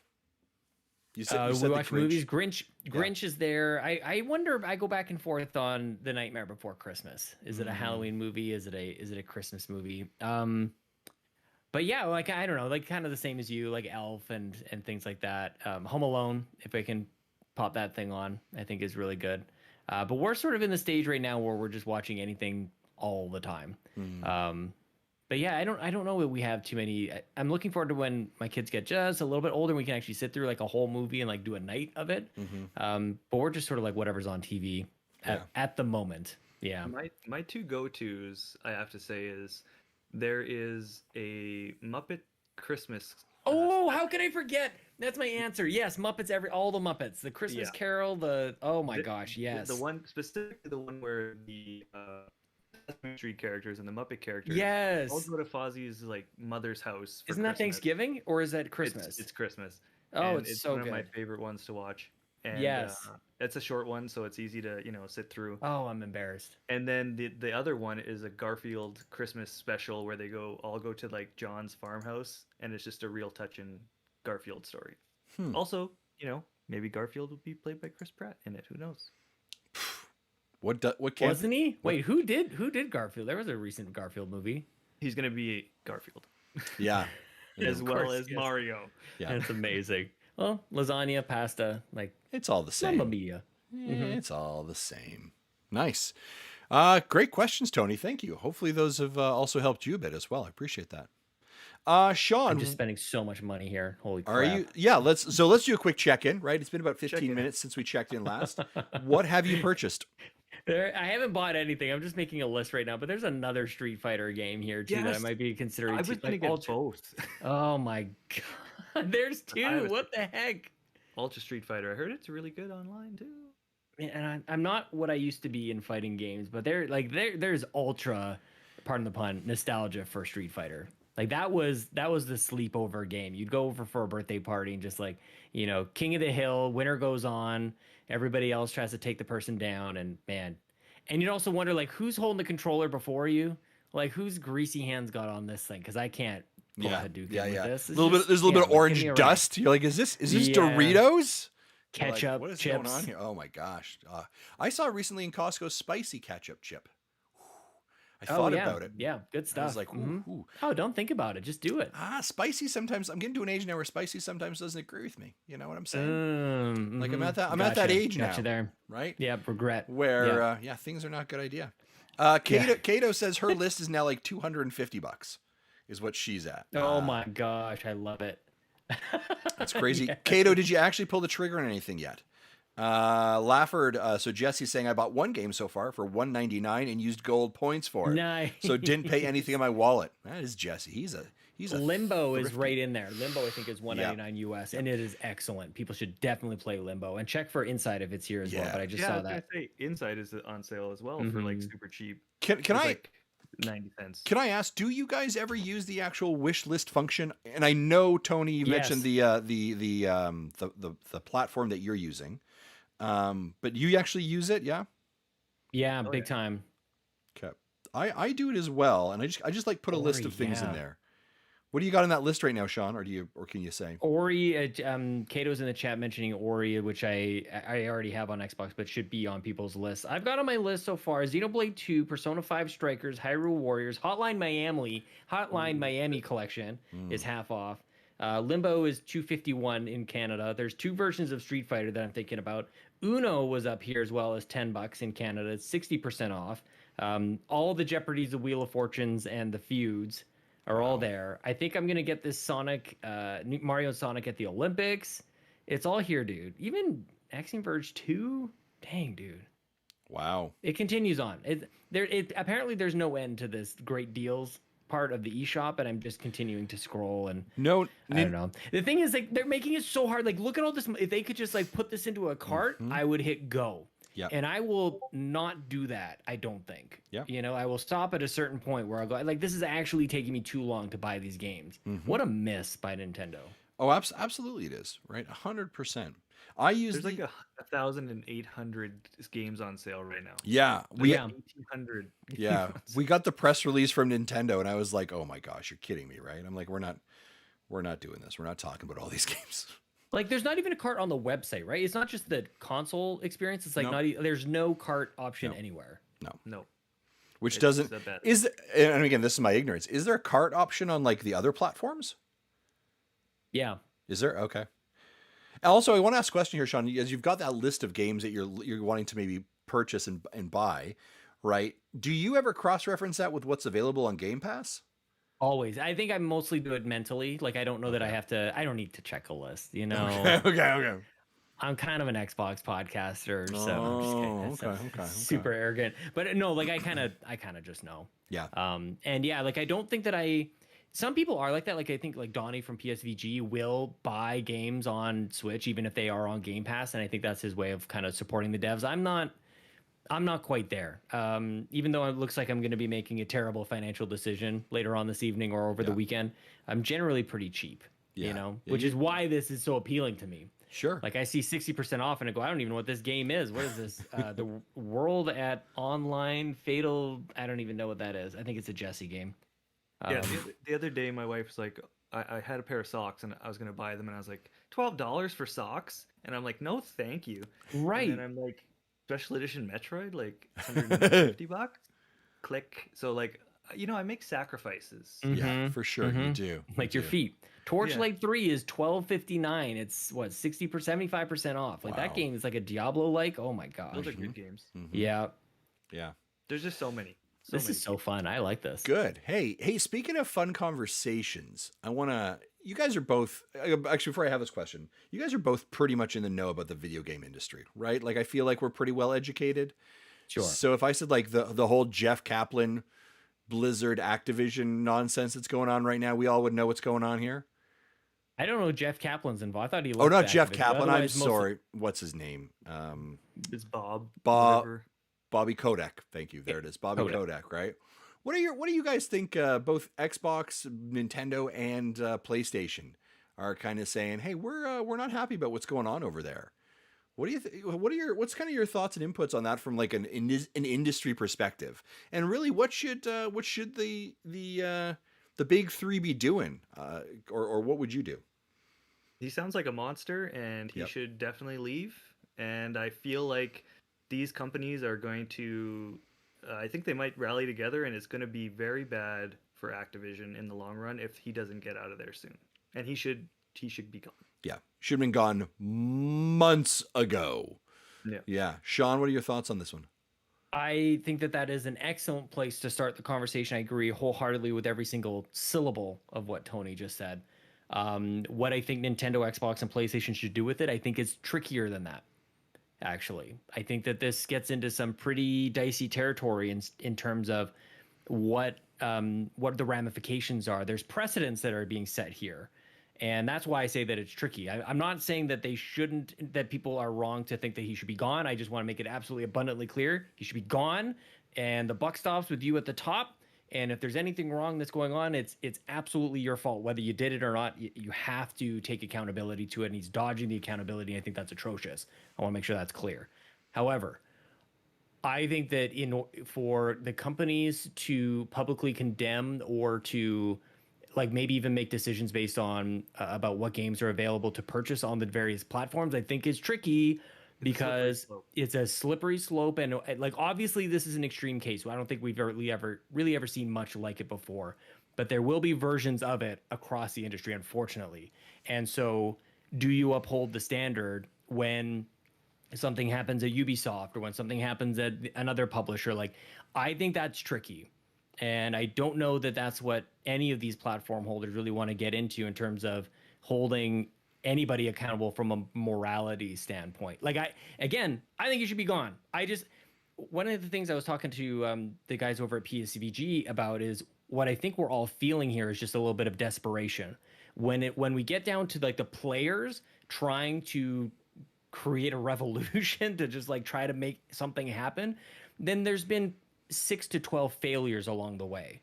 There's been failures at the company. There's been failures at the justice level. There's been failures all over the place here. So for it to get to this stage where like, what should somebody do? It's like, there's obviously been something that's been going wrong. And I think that also causes conflict, right? What we're talking about with the platform holders, but I think it also creates conflict for players as well, because they're not sure if they should be buying these games or not. And I think that people are right to make whatever decision that they've made on this front, whether they decide to boycott it, or if they decide that maybe purchasing a game is a way to show solidarity with the people who like made the games and not abandoning those people. Like I think it's way too complicated to have a like broad stroke solution apply to it, right? But I don't think that Twitter especially is not the place to have that sort of opinion, I don't think, or even really to talk about it. I think it's way more complex than that. So I don't know if that gets you into different territory than you were looking, but I do think that it's a slippery slope, as Tony kind of chimed in there. No, I do agree. Like, I do think it's a slippery slope. I was thinking, we've been around this industry long enough, right? We have a good enough memory, and I think are a bit of students of the game, that I don't think we've ever seen basically this kind of uniformity in regards to a response, right? Where the three major players are like, yeah, we're not liking what's going on, right? And this is a very interesting, like they are the developer, you're the publisher. You're putting it out on your platform. You're the shopkeeper. Right? This is your job. You're like, hey, I sell these games. This is my shop, right? You come here, you get them. We love it. Bang, bang. We have quality. This is great. We help with the price and we get some money, blah, blah, blah. But this is an interesting statement for the shopkeeper to say, I don't necessarily know if I like what's going on in that shop over there, in that sweatshop, in that factory. I don't necessarily know if I like the who's running it, right, and the agreements and the treatments around that, and I don't necessarily know how that may impact if we decide to sell your sweaters in my shop, so to say, right? And I think it's a very interesting statement.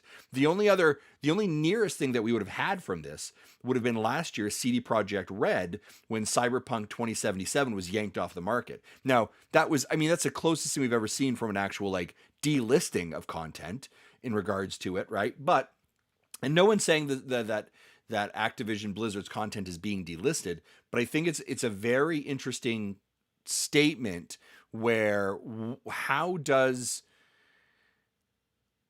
the major players continue their relationship in a way that's supportive, right, or is appropriate for them in regards, because you're right, like regardless of what you think about Kotick, there are people there who are working really hard, who are putting their blood, sweat, and tears, like who are creative, who just want to be like, I want to create a world for you to enjoy, right? They don't get into being game developers or makers because they want to be assholes, right? Or be horrible people. It's because they're creative. They want to. And so how do you separate the art from the artist, right? In some ways, right?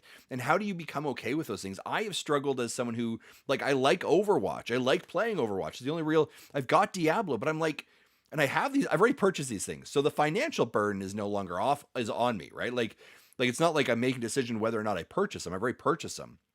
But to support it, to promote it, how do you keep that separated, or do you find separation? Like when you're playing a game or about to play a game or promote a game on Twitter or share it on your stream, do you go through a cognitive decision in regards to what you're promoting and maybe the landscape of that kind of company?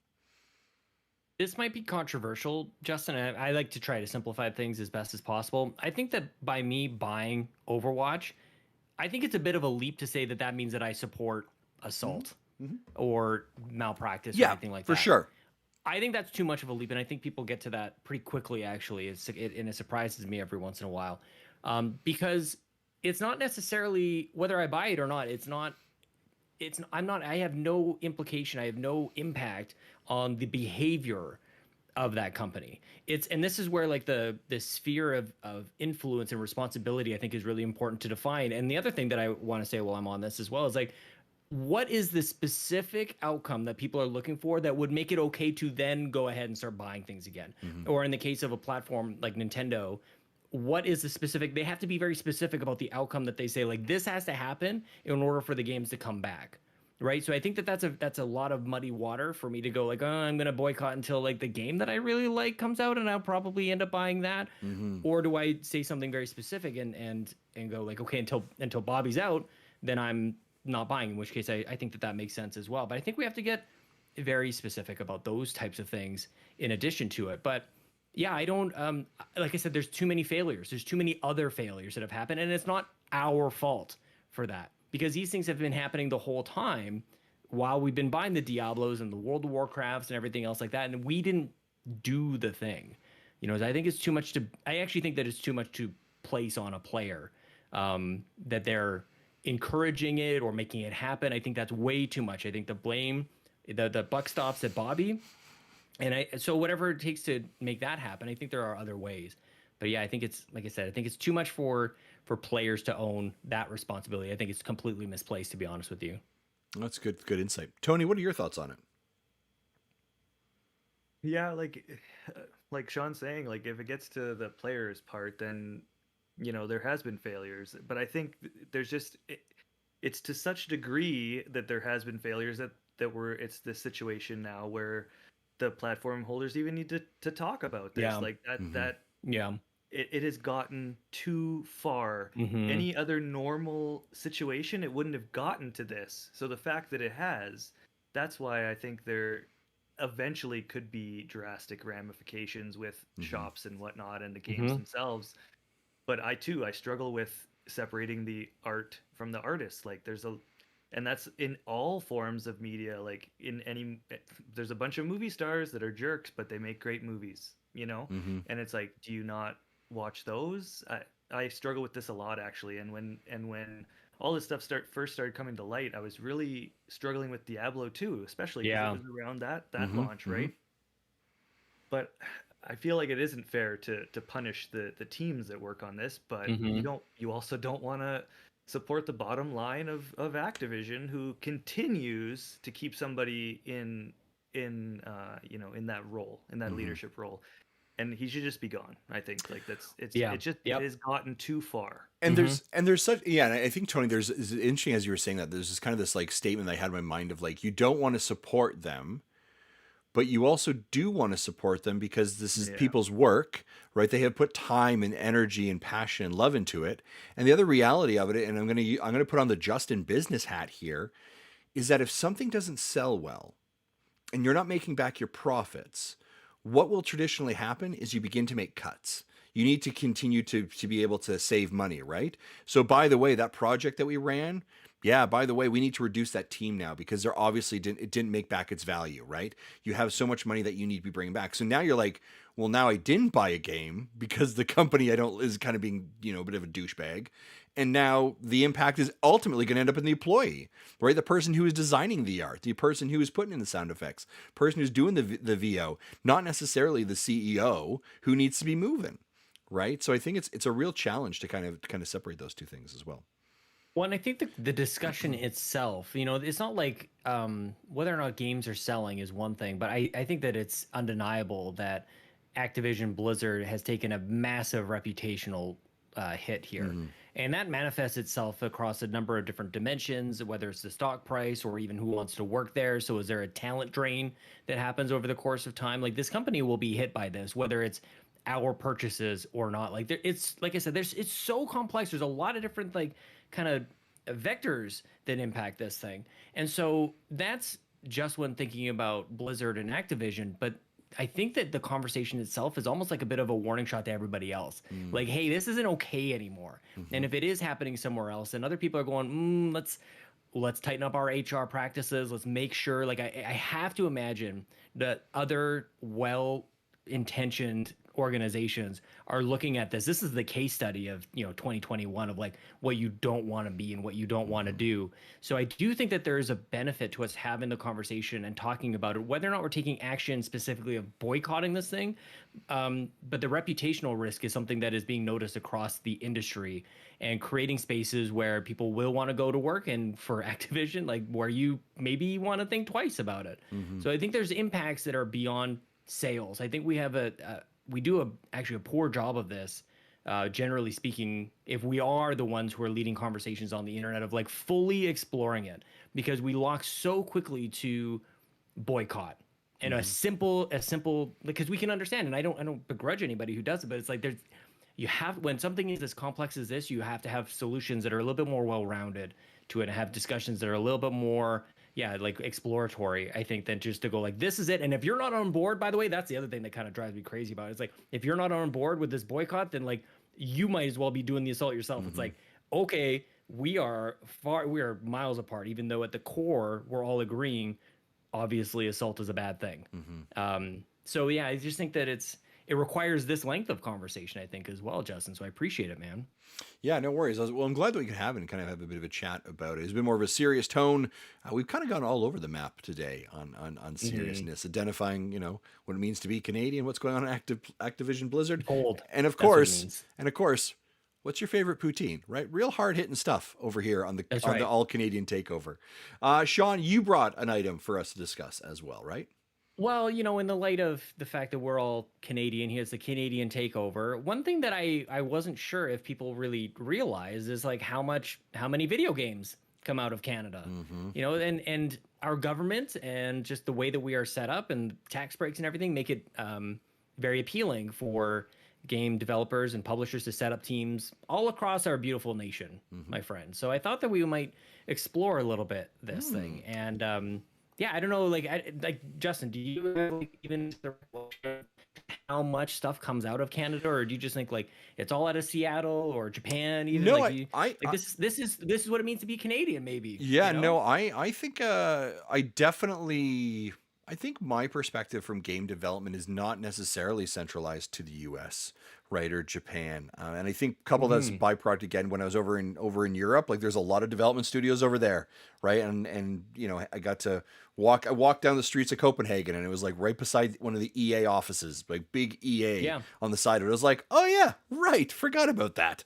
But I mean, I think that Canada has been, and obviously when I think of game development in Canada, my brain naturally heads to the West Coast, if I'm being very honest, into Vancouver, right into those studios, kind of like right up, kissing on the border of Seattle, obviously, right into Redmond. We're kissing on that border there, but still on the northern side, right? Some studios over there. Sorry, Gears. What's that studio?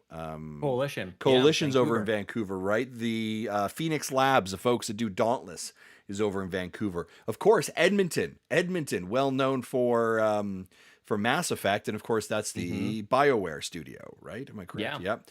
Right. And then as we move more east. Eidos Montreal, or Guardians of the Galaxy is out of that. We have got some Ubisoft teams in Toronto, Quebec. Ubisoft Toronto, Far Cry 6. Exactly. Yeah, We've got some major studios up in Canada, and we continue to see this major kind of development of the Canadian scene in regards to video game development as well. Not to mention, then we've got some indie smaller ones. The Long Dark, and I believe the group behind that is Hinterland, if memory serves. And their game, The Long Dark, feels like it's placed right in Canada. And it could only have been made by Canadians. It may actually be placed in Canada. I can't remember. Matt Makes Games. Right. Yep. Again, that's an example of Celeste. So I think that and I don't know whether there's a byproduct. I know it's the chicken and egg, right? Are studios being put in Canada because we have great tax breaks, right? Yes. And are great games coming out of Canada because we have great studios? Or is it we have great studios because we have great talent, right, that is drawing people here? Like, is it Canadian talent, or is it a lot of like, we've set up an office in Vancouver, we've set up an office in Montreal, but by the way, these are a bunch of immigrants, right, who've come over and are working out of these offices, right? Or they're, so I don't know, what other studios come to your mind when you think of these things?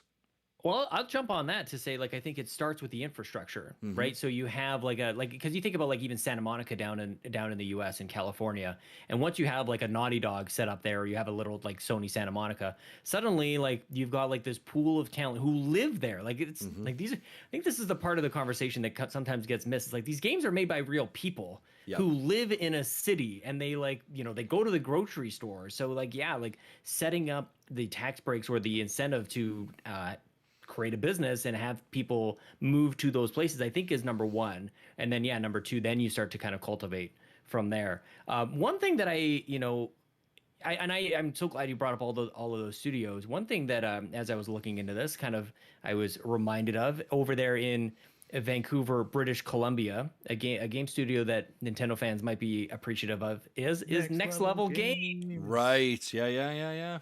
Thank you, Tony. Yeah, man. Of course, Next Level Games has got to be one of the top developers for Nintendo. Luigi's Mansion 3, Metroid Prime, Federation Force. Who could forget Yep. Metroid Prime? Federation Force. Mhm. Beautiful.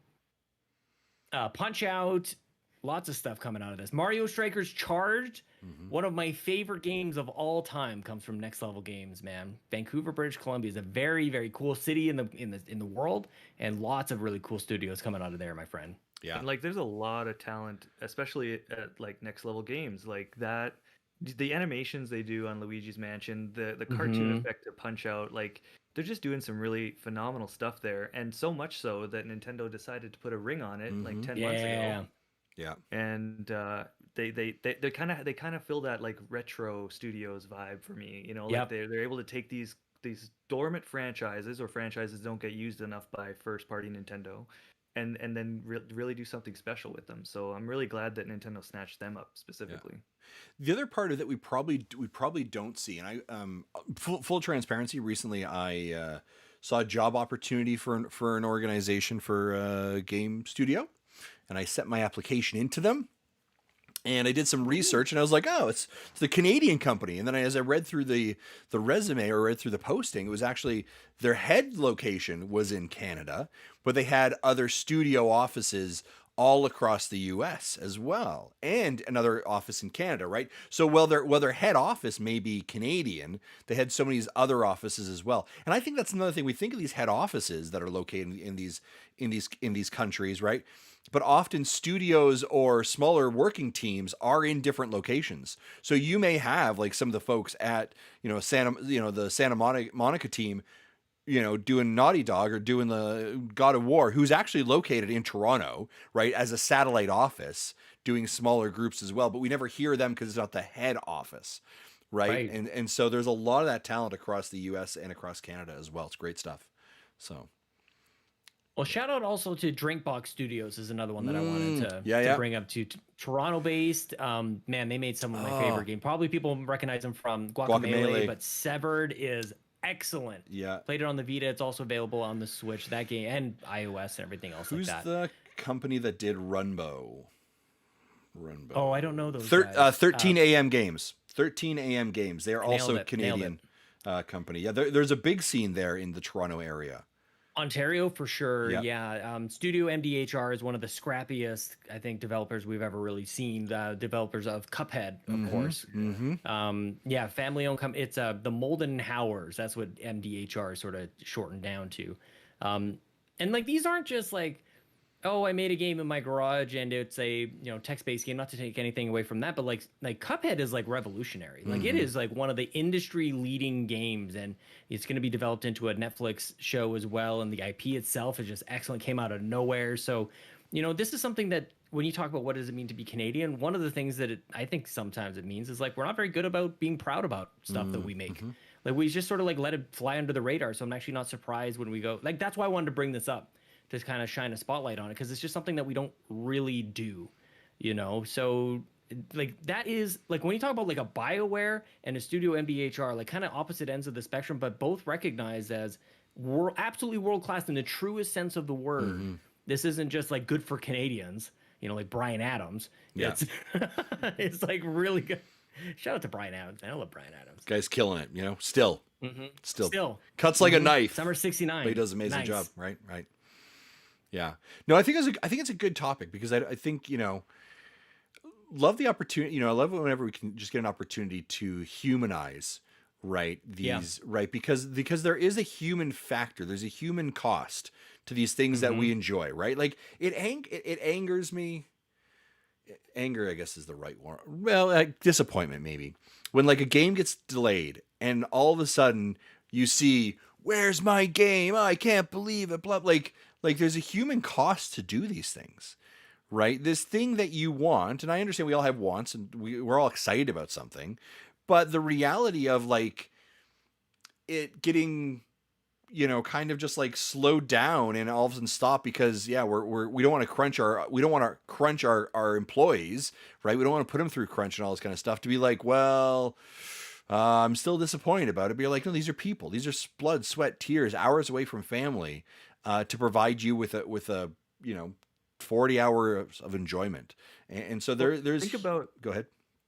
Think about like if you were just doing your normal job, and then everyone on the internet was nitpicking every single thing that you were doing at your normal job, right?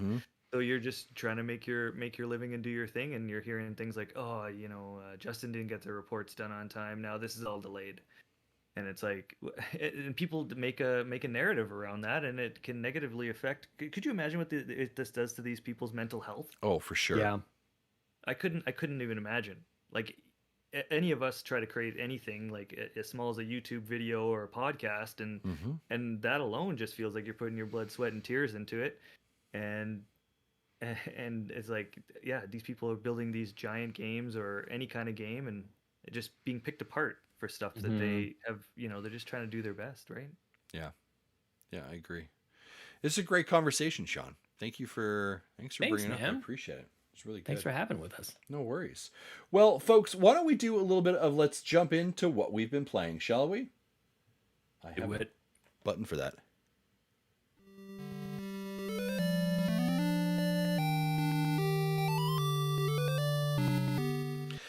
Tony, I'm going to go to you first. What have you been playing, sir?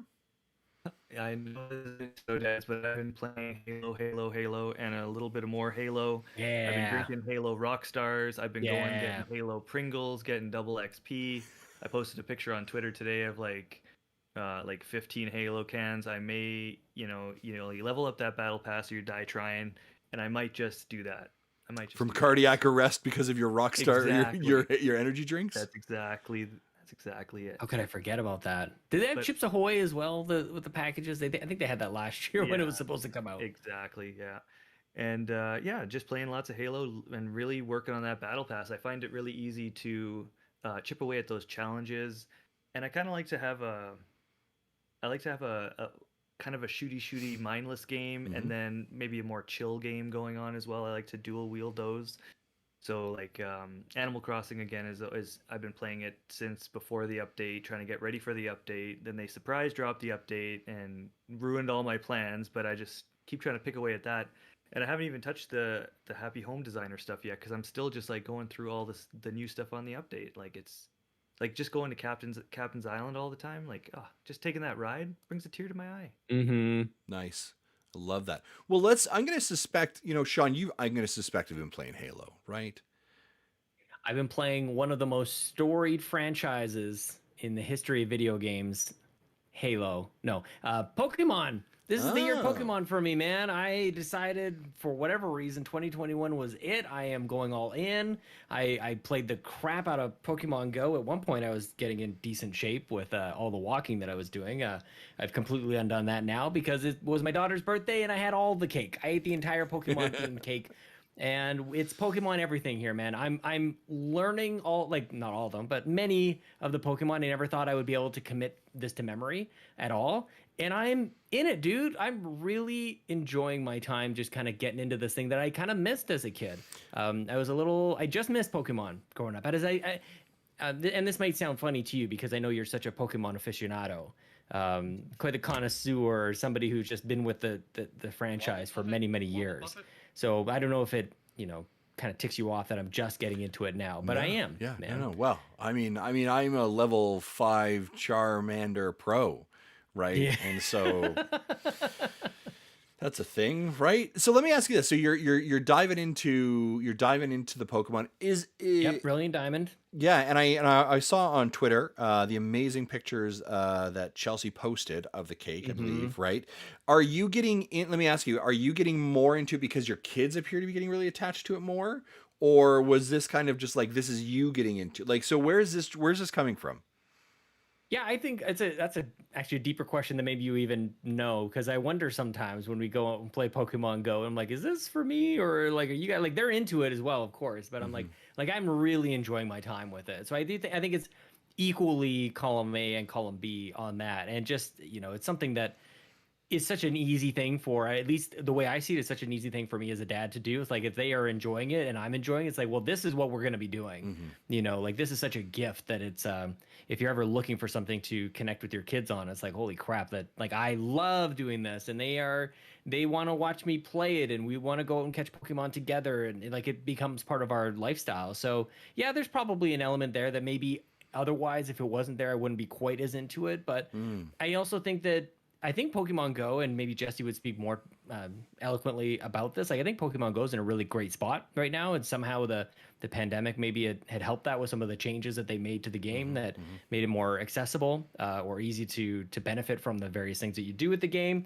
But yeah, I've also spent the last couple of years on We the Gamercast talking about what got people into video games, back in the day, and just time and time again, it was Pokemon this and Pokemon that. So it just became something that I didn't feel like I could really ignore for much longer. And where we are now is, with Pokemon Brilliant Diamond is what I'm playing. And for me, this seems to be like a pretty good quality remaster or whatever we're going to call it, like a refresh on the thing. So I don't have like I never played the original one, so I'm not going to get into what's different or what I was expecting them to do. I'm just kind of happy with I like the starters. I think they're super cute. And I've liked that I picked Piplup, and the game kind of looks like Link's Awakening or Link Between Worlds or something like that. I think the music is cute and the art style is good, and it's easy for me to understand, and it's kind of rewarding me. It's making me feel smart on that front, my friend. Nice. Yeah, good. Well, that's good that you're enjoying that. I think that's fantastic. Like a good for you from Justin. No, it was funny. Yeah. Like, well, I'm glad because I actually thought maybe you had a nostalgia for it before, and I was wondering where it was not coming even from. a little bit. But I also think, going back to your statement before, anytime that we can connect with our children on something that we equally share that love and passion for, as fathers, we need to cultivate that. Right. Yeah. So whether it's because they want Pokemon or you want Pokemon, you're all engaged in it. That's the thing that matters. Right. And so where it comes from doesn't really matter as long as you're enjoying it. Right. I think that's critical. I was just curious about whether there was where that kind of was driving from. Again, I know that I'm getting some slack on here because they're like, Justin's having a conversation about Pokemon and he's not falling asleep. Right. But I do think it's important to kind of understand those things. And obviously it was a big launch this last week for it as well. Big thanks to Nintendo for sending us a copy of that as well. Jesse's doing our coverage, so we appreciate that. Are you excited about the one coming out in January? Arceus? I am. Yeah, I think that nobody knows how to say this name. And yeah, I think 2022 it'll just kind of carry on over, and I'll be interested to see, as an outsider kind of coming on into the Pokemon pool, as it were. I just wonder, like, how toxic can it be? Like sometimes we like to get very critical about our things, and I talked about that with Nintendo a little bit earlier.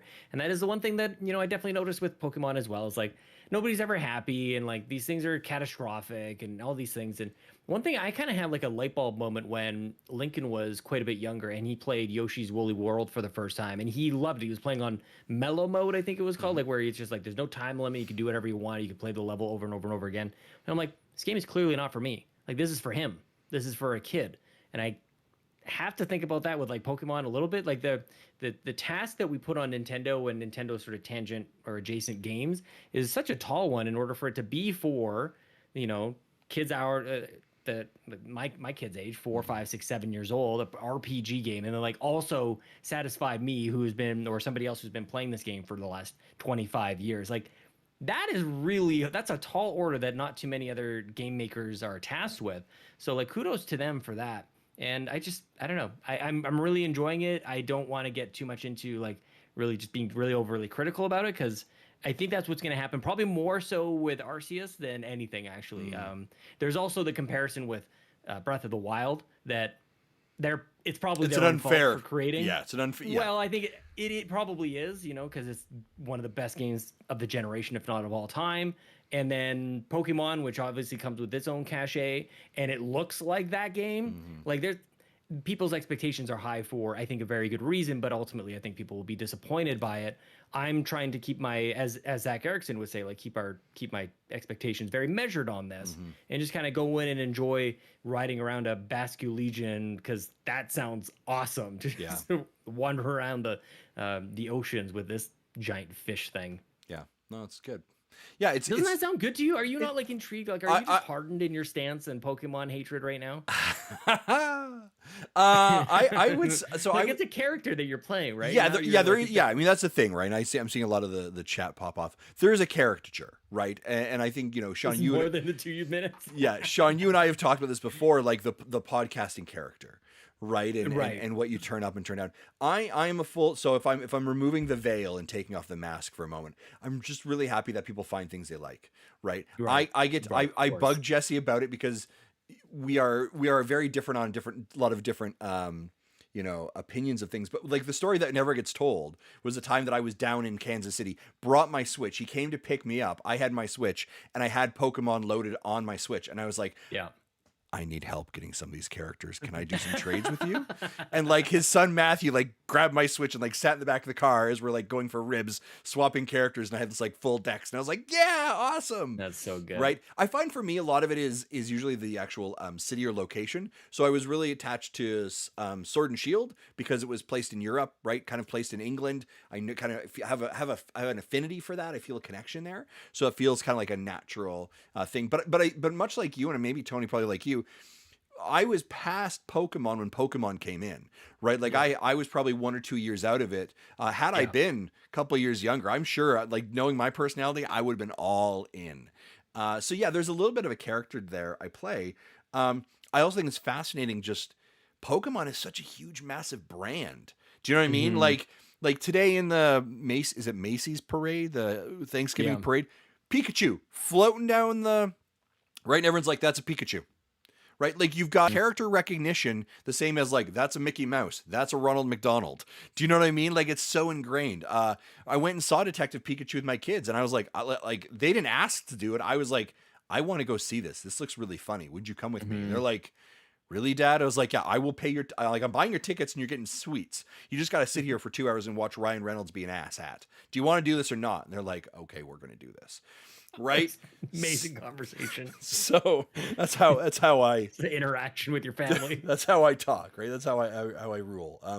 But I think it's a really fascinating thing with it as well. But again, I'm happy that people find happiness in games.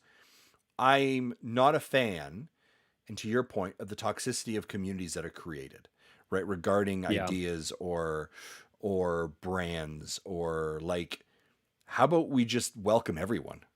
Right. Yeah. Whether and so when everyone's like, oh, but Justin's, you know, commentary about Pokemon, it's a character, right? Like it's it's a bit of fun. So, but I do want to ask though, because this will segue to mine.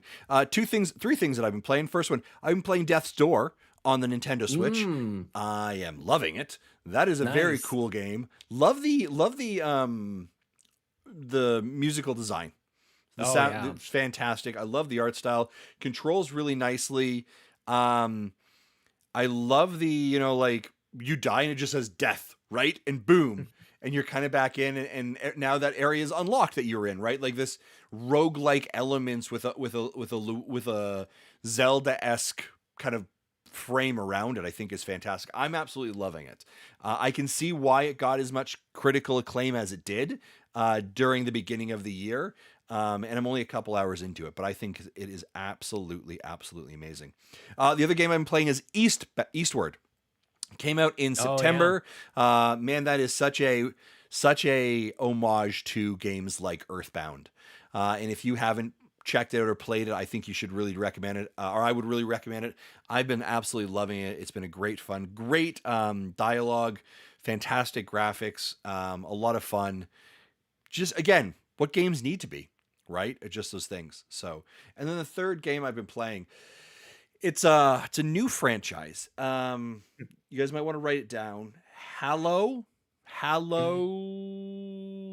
Infinity, I think. I don't know. It's a new, just came out recently. It's a free to play shooter. It may have Yeah. something. It may have something Mm-hmm. there that people should look into it. So I've been playing. I've been playing Halo Infinite on Look at that. on my Game Pass, on my Game Pass cloud You don't even need beta. Game Pass. Well, yeah, I don't Yeah, even need don't Game Pass, but that's how I feel like I'm getting value of it if I use it that way, at least. Mm-hmm. Mm-hmm. Man, it's a great game. It's It is fantastic. great. Yeah, Tony, I don't blame you for running through that battle pass. Like, that's amazing. Transcending onto a Nintendo podcast as well. Like Yeah. that's the truest sign. I was saying They earlier, got something. I was like, Phil has got me two of the three components. I've got a controller, right? I've got your Game Pass and an internet connection. The only thing I'm missing now from being an Xbox like all-in fan is a system. But you've already got you're already giving me what I want, and I absolutely love the fact it's quick to jump into, right? I've been playing on my Lenovo ThinkBook laptop, right, which is essentially a corporate laptop, right? A couple days ago I connected it to my iPad and played with my wireless or with my controller. Games are snappy, they're quick. I don't now. And here's the other thing, and I guess from an Xbox perspective, recently they just put in the patch where you have the ability to access cloud games, correct, on right your on the other On your on your systems. systems. And I have noticed since that time that like whatever they did, they created server space or gave it more love or turned a couple switches on. The experience has been so much better from a server perspective, from a connectivity perspective. It's been really, really cool. I really, really loving it. I again love the fact that I can connect. Right, Tony, you want to catch up for a match? Yeah, we absolutely can. Sean, you want to jump in? So easy, so approachable. I love what Xbox is doing right now. Kudos to them. This is a banger. And as a guy who loves games like Apex Legends, Fortnite, right, this has definitely got my attention. I find the maps really good. Like a lot of the map variety is good. The play variety is good. There's nice kind of dynamic levels in it. It feels like a good shooter. I'm not great at it though. I will say that right now. I am not great. I get whooped pretty good, but I have a lot of fun playing it. So I Nice, don't know. man. Yeah, Tony, any other thoughts for you for Halo and what keeps drawing you into it? Well, for Halo, here's a couple tips for you. Here's a tip I would give you. If you go into the accessibility options, you can turn on this like outline around your team and the opposite team. I find that incredibly helpful. I go with green for myself and then red for the opposite team. I find that really, really helpful. It has improved my game a lot. And really just work on those challenges, I think, is just, and working on those challenges actually taught me how to play better, which is really surprising because I Yeah. suck at Halo. I've always been not very great at it, but I enjoy playing it. And yeah, it's just great. And to your point about like the cloud gaming on the console, when Forza first came out last week or 2 weeks ago now, I jumped on through my Xbox One S on cloud gaming, and I couldn't believe how good it worked, especially in a game that goes at such speeds, right? I didn't see like the only hiccups I saw were like a couple of graphical hiccups like 3 times in the like hour and a half I played, and then I turned it off, and it was so good that when I woke up in the morning, instead of bringing my Xbox Series X out, I just played it on there again. And I had such a great time, great experience. It's really phenomenal what they're doing with cloud gaming. Yeah, I can't believe it. yeah. I was, the video I shot when it came out, it's on our YouTube channel. You can see the performance. Like it is bad. There are lines that are coming through it. It's pixelating horribly. I think the game dropped once. And so I was like, this is not a great experience. And then today I jumped on for a couple matches, and I mean, it was like night and day. Like I was thinking to myself, I was like, was I on the wrong network before? Right? Like, have I turned off all the Wi-Fi in my house? Like, it was just such a good experience. And then I was like, oh yeah, they changed these things, right? So if you're doing a mass rollout like that, you have to have improved the platform, right? And I think they've really done that, and I've been absolutely shocked. So, Sean, obviously, yeah, Tony, you're continuing to play it. Absolutely love it. You bought the Battle Pass, Tony, right? Oh yeah, Yeah, and you're all in. Same. Yeah. I'm all in. How much is the Battle Pass? Like a tenner? Like two Yeah. two John A. McDonald's, is that right? Two John A's. Two John Two A's. Blues.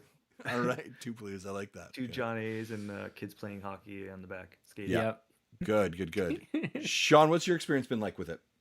Halo it's exactly what I want. I don't know that I'm like as articulate about Halo as maybe some others, but like we've been playing Halo Master Chief Collection almost every Saturday for like the last year or so. Mm-hmm. And you know what? I had a revelation today. This might not make any sense to a Nintendo audience, but it reminded me of a game I used to play on PC back in the day, which was called Unreal Tournament. And I was like, "Oh, this gives me some Unreal Tournament vibes," and that's really clicking for me as well. And I actually can't believe that it's here. You know, it's been quite the journey.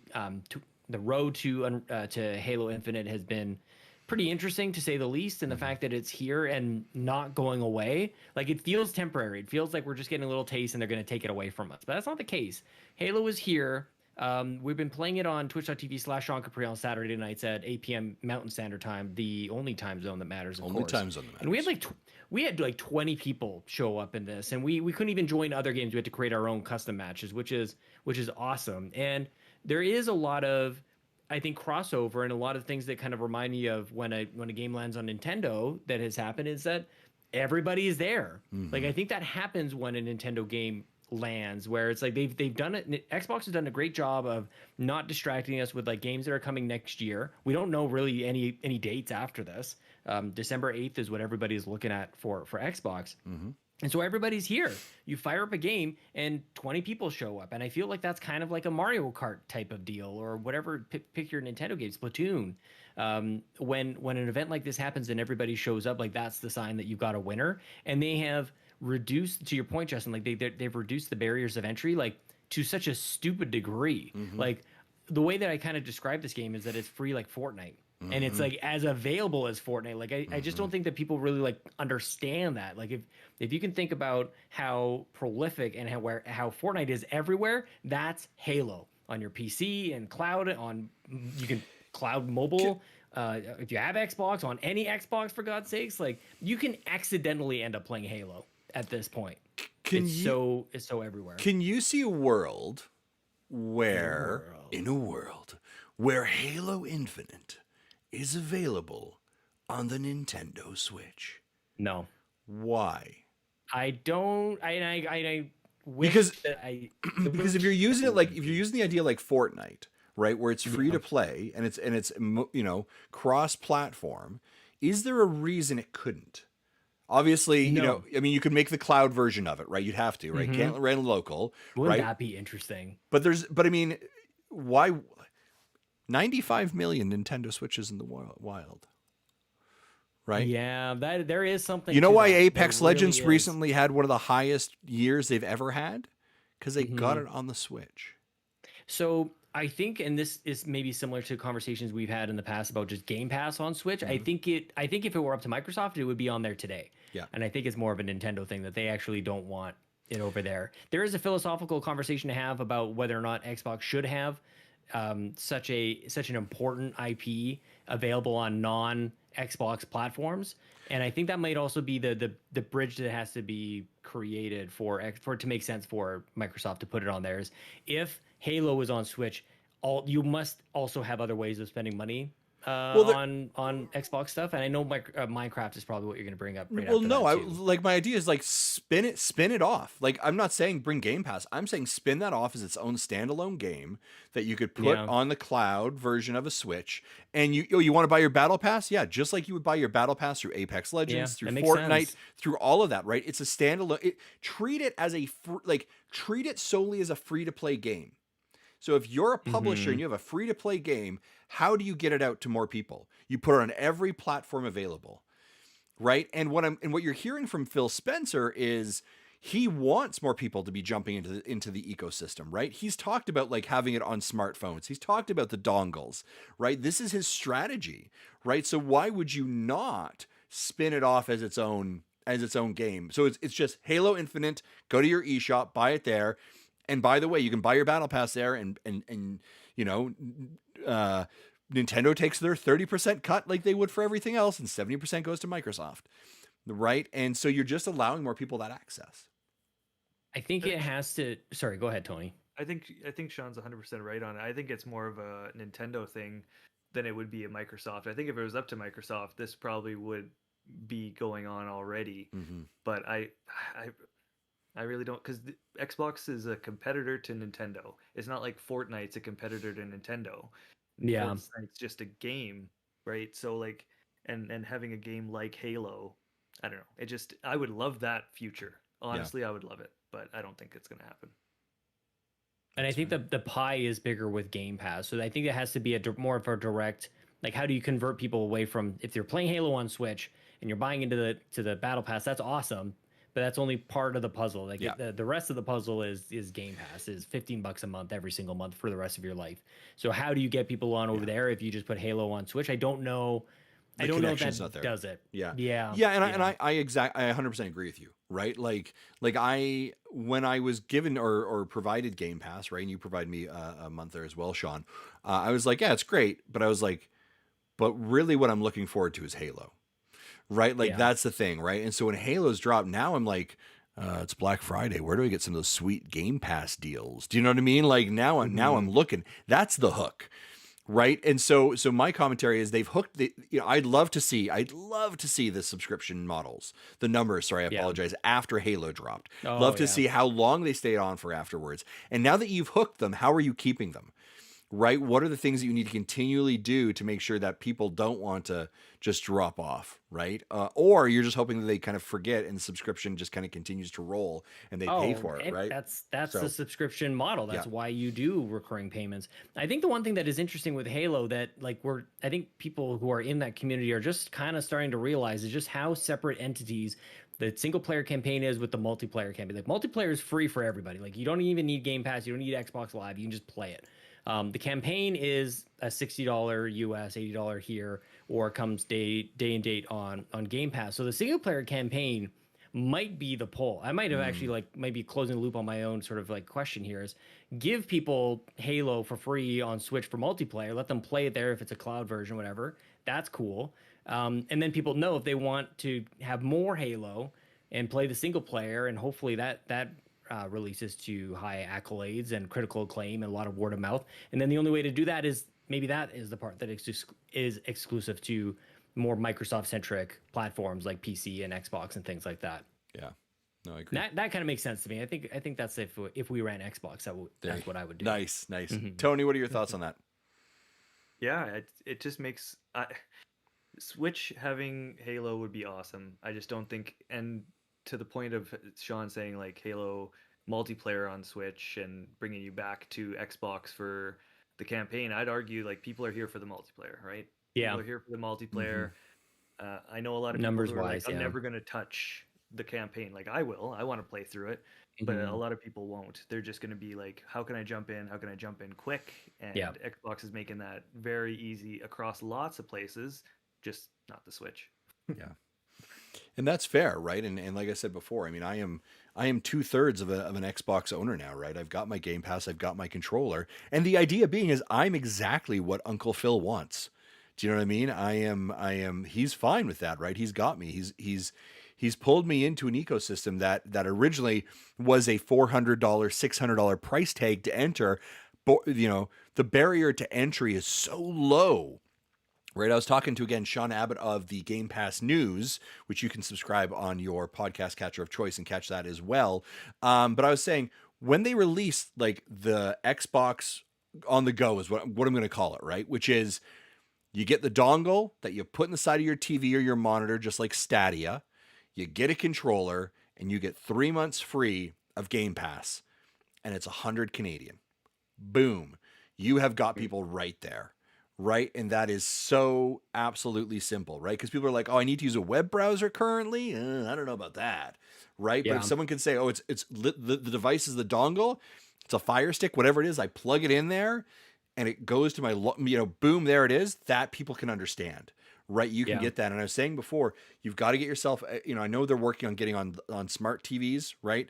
But how do you get yourself on the Apple App Store, right? Apple TV App Store. How do you get yourself on the Fire Stick App Store? How do you get yourself on all these things where you don't need to think about it, right? And I think it's so funny because as we look at the spectrum of gaming, uh, Stadia gets a lot of fire. Do you know what I mean? People do not like Stadia. It's cloud gaming, blah, blah, blah. And you're like, you do know what Xbox is doing, right? Like, I think it's more the model than anything, and the audacity that I think Google has shown. I think that they haven't necessarily taken like that player centric thing, and they haven't made it just stupidly valuable. Like it's such a no brainer. Game Pass is such a no brainer, yeah. and it's only getting better. And it definitely reminds me of the early days of Netflix, especially for us Canadians, where Netflix back in the day sucked. Mm-hmm. People were like going out of their way to get American Netflix, but it was so convenient and so inexpensive that you just sort of like you just kind of did it anyways.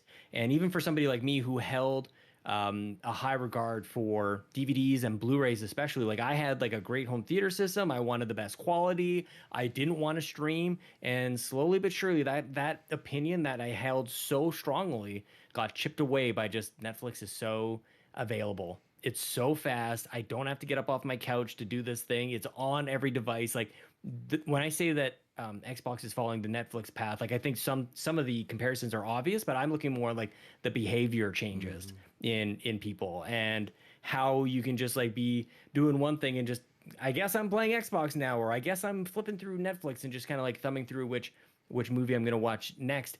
I would argue that maybe there's better movies to be watched elsewhere or that are not available on Netflix, but we choose Netflix anyways because of all of those factors, because of the convenience and the affordability, and it's good enough. And I actually think that that's kind of the angle that Xbox is taking here as well. That's a great look at it as well. And I think the challenge that I think any competitor is going to have is Xbox has set that bar so high, right? But they have spent the time to develop that system, right? They have spent years to vest to where they are now, right? Where now it's really paying its dividends. Like right now, like these last couple months, when Forza dropped, right? When Halo dropped, right? Yeah. And I think we first saw like Crackdown and Sea of Thieves, like day and date, everyone's like, okay, yeah, but you're not going to, that's cute, but you're not going to do it for like this game, right? This last 60 days has been literally where the rubber has hit the road for Xbox, and people have kind of stood up and said, oh shit, right? There is something actually there that maybe we weren't seeing before. Phil's been banging his chest about how many studios we have, and all these are Game Pass exclusive, first on Game Pass, right? And we're all like, yeah, sure, whatever. But now people are paying attention, and it's going to be interesting from a business perspective and what this does to the industry, not in 1 year, not in 2 years, but in 5 years, 10 years from now. What does the video game industry look like? And I believe that Xbox is the one leading and paving that path, and people are trying to like catch up from the scraps from behind it as well.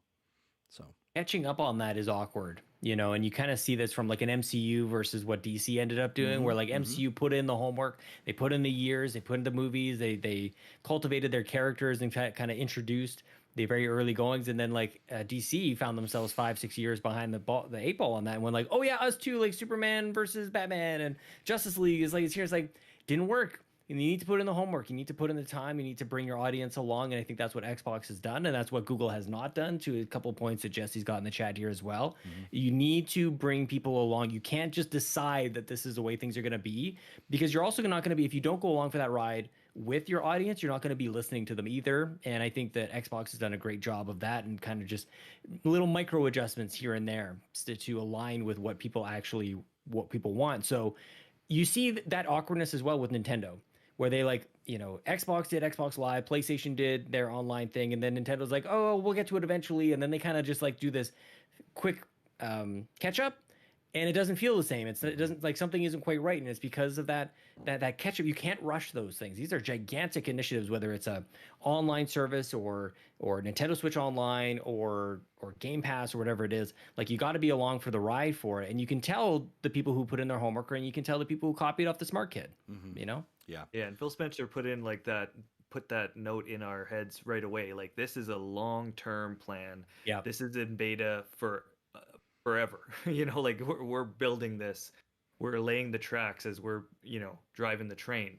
And I think the fact that he was so upfront about it, and how he's so upfront with a lot of things, it really gives people a lot of trust. And you're like, okay, well, they're working on this. This is their long-term plan. This is their future plan. And it's already working good, so. Yeah. Come back to us, Reggie. There you go. We miss Reggie. Right? Did you guys watch that session with Reggie, by the way, that he hosted this last I week? watched some clips of it. Did you? I have to try and find the full thing. But apparently he hosted a roundtable essentially with like a bunch of Xbox executives. With Xbox. Yeah. And of course he brought up like the Wii during it in the GameCube. So you're like, well done, Reggie.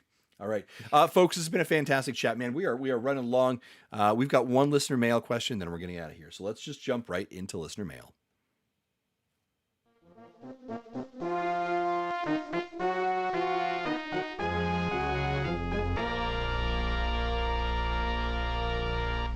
All right, and our listener mail question comes from Mecha Dragon, who always sends us a great question, and we appreciate his participation as well. He said it is a Canadian question for you all today. A quick one, though. Have you all heard of either the suburbs in Canada called Laval or the cartoon Danger Mouse? Suburbs, no. Danger Mouse, yes, of course. And there is a old Danger Mouse cartoon, and there is a pretty recent one actually that was on Netflix, I believe. Yeah. I wonder if the suburbs are called Laval in Quebec, but out here in Alberta would not be called that. Would be maybe my thoughts there, Sean. My thoughts on that are sort of like that question sounded a lot like, hey, do you know Joe from Toronto? Oh, sure, Joe from Toronto. Ah, sure, he's a good man. You know Laval. It's a gigantic country. Like our landmass is actually pretty unbelievable. And I know people think that we're simple people, but it's a big place. But no, I haven't heard of either of them actually. Don't know Danger Mouse either actually. I do know Danger Mouse. That one I've definitely heard of. Laval, like I said, I don't know. I know Mecha was up in Canada recently. He was over in Quebec actually. So Very I'm wondering cool. I'm wondering if that's where that question is coming from. That makes sense. Yeah. All right, folks. We don't have any voicemail, so we're going to round ourselves out. Before we get out of here, community spotlight. Tony, tell us more about you, what you do, podcasts you host, and where everyone can catch all the amazing stuff you do. Oh boy, we do a podcast whenever we choose to. We're going into season 4. It's Quest for Pixels Conversations. Me and my buddy Joel and my buddy Sheldon, and we do lots of streaming. We do some YouTube stuff, and basically it kind of works with my seasons of work. And I work a lot in the summer, and I don't work in the winter, so it's going to be all kicking off kind of in the next week here with some regular streaming and more regular podcasts again. And I can't wait to do it again. I've just been like itching and planning and writing notes and everything. So I'm really excited for season 4. You can find us at Quest for Pixels Gaming on YouTube, Quest for Pixels Gaming on Twitch as well. And you can find me at Tony Baker 87 on all the game systems, and on Twitter is where I spend most of my time talking about games. Awesome. Well, Tony, this is we've crossed paths in the internet world before, but we've never had an opportunity to connect. And this has been absolutely a pleasure to connect with you. Thank you so much. And I appreciate it. Thank you for having me. Next time we got to go for pints. Yeah, absolutely. Next time I'm up in the, I'm a fan of pints. I'm a very big fan of pints. Next time I'm up in the Edmonton area, we'll have to get all of us together. And Mr. Sean Capri, you're a frequent guest on our show, but please tell everyone what you do, where you are, and why they should care. Thanks, man. Thanks for having me on. I love being on the show. A lot of long history with us here, my friend. I do a couple of podcasts people could check out. The Nintendo Drive is a podcast I record in my car. I go to McDonald's, grab a coffee, and talk Nintendo with my good friend Consul Cato. And I also do an Xbox show, the Xbox Drive, which I do the same thing, but talk about Xbox on that one. Justin and Tony, you guys have both been guests on my sort of interview one-on-one Sweet Hangs show called We the Gamer Cast, and that's where I have Sweet Hangs with strangers from the internet, and honestly, that's probably a huge reason why I'm here right now. So if I could direct people into maybe 3 places, We the Gamer Cast, the Xbox Drive, and the Nintendo Drive, and people can, the best way to follow along is on Twitter at Sean Capri, Sean like Connery, Capri like the pants. That is fantastic. Excellent. Thank you very much, Sean. Greatly appreciate that. All right. And we are just going to get ready to start heading out here. Bear with me 1 second here. I hit the wrong button. All right. And it's funny because my phone just died that had our notes on it. So I'm going to try and remember the notes off of the top of my head. Here we go. Is it working? All right, folks, ladies and gentlemen, thank you so much for tuning into Nintendo Dads, this all-Canadian takeover episode. Big thanks to Tony Baker and, of course, Sean Capri for being my fantastic guests. We greatly, greatly appreciate them. And, of course, go like, subscribe, and tune into all of their content as well. You will not be disappointed, I promise you. Big thanks to our amazing Patreon producers. You know who you are. You're amazing. We love you. Big thank you to that, and continue your support. If you're looking for information on Nintendo Dads, head over to nintendodads.org, where you can find all of our social media, including Twitter, Facebook, Instagram, YouTube, and Twitch. And hey, if you're there, if you could, like, click, subscribe, all that BS garbage that I'm supposed to tell you to do, please try and go do that. We greatly appreciate it. Hey, and if you're listening to us on a podcast catcher, why don't you go give us a 3, 4, 5-star review? Anything below, let's be honest, anything below 5 stars, go over to the Mega Dads. Give them that. I don't want that kind of negativity in my show. You know what I'm saying? Big thanks to OC Remix and all of the content that you're hearing throughout the show. Ladies and gentlemen, that is it. If you're interested in more information about Nintendo Dads, again, nintendodads.org. And big thanks to our continued sponsorships at Manscaped and Gooder. And again, use those codes NINDADS, NINDADS, to get 20% off at Manscaped and 15% off at Gooder. For myself, for Sean Capri, and for Tony Baker, be well, take care of each other, and keep your stick on the ice, eh? Bye-bye. Yeah, good one. Maple syrup mousses.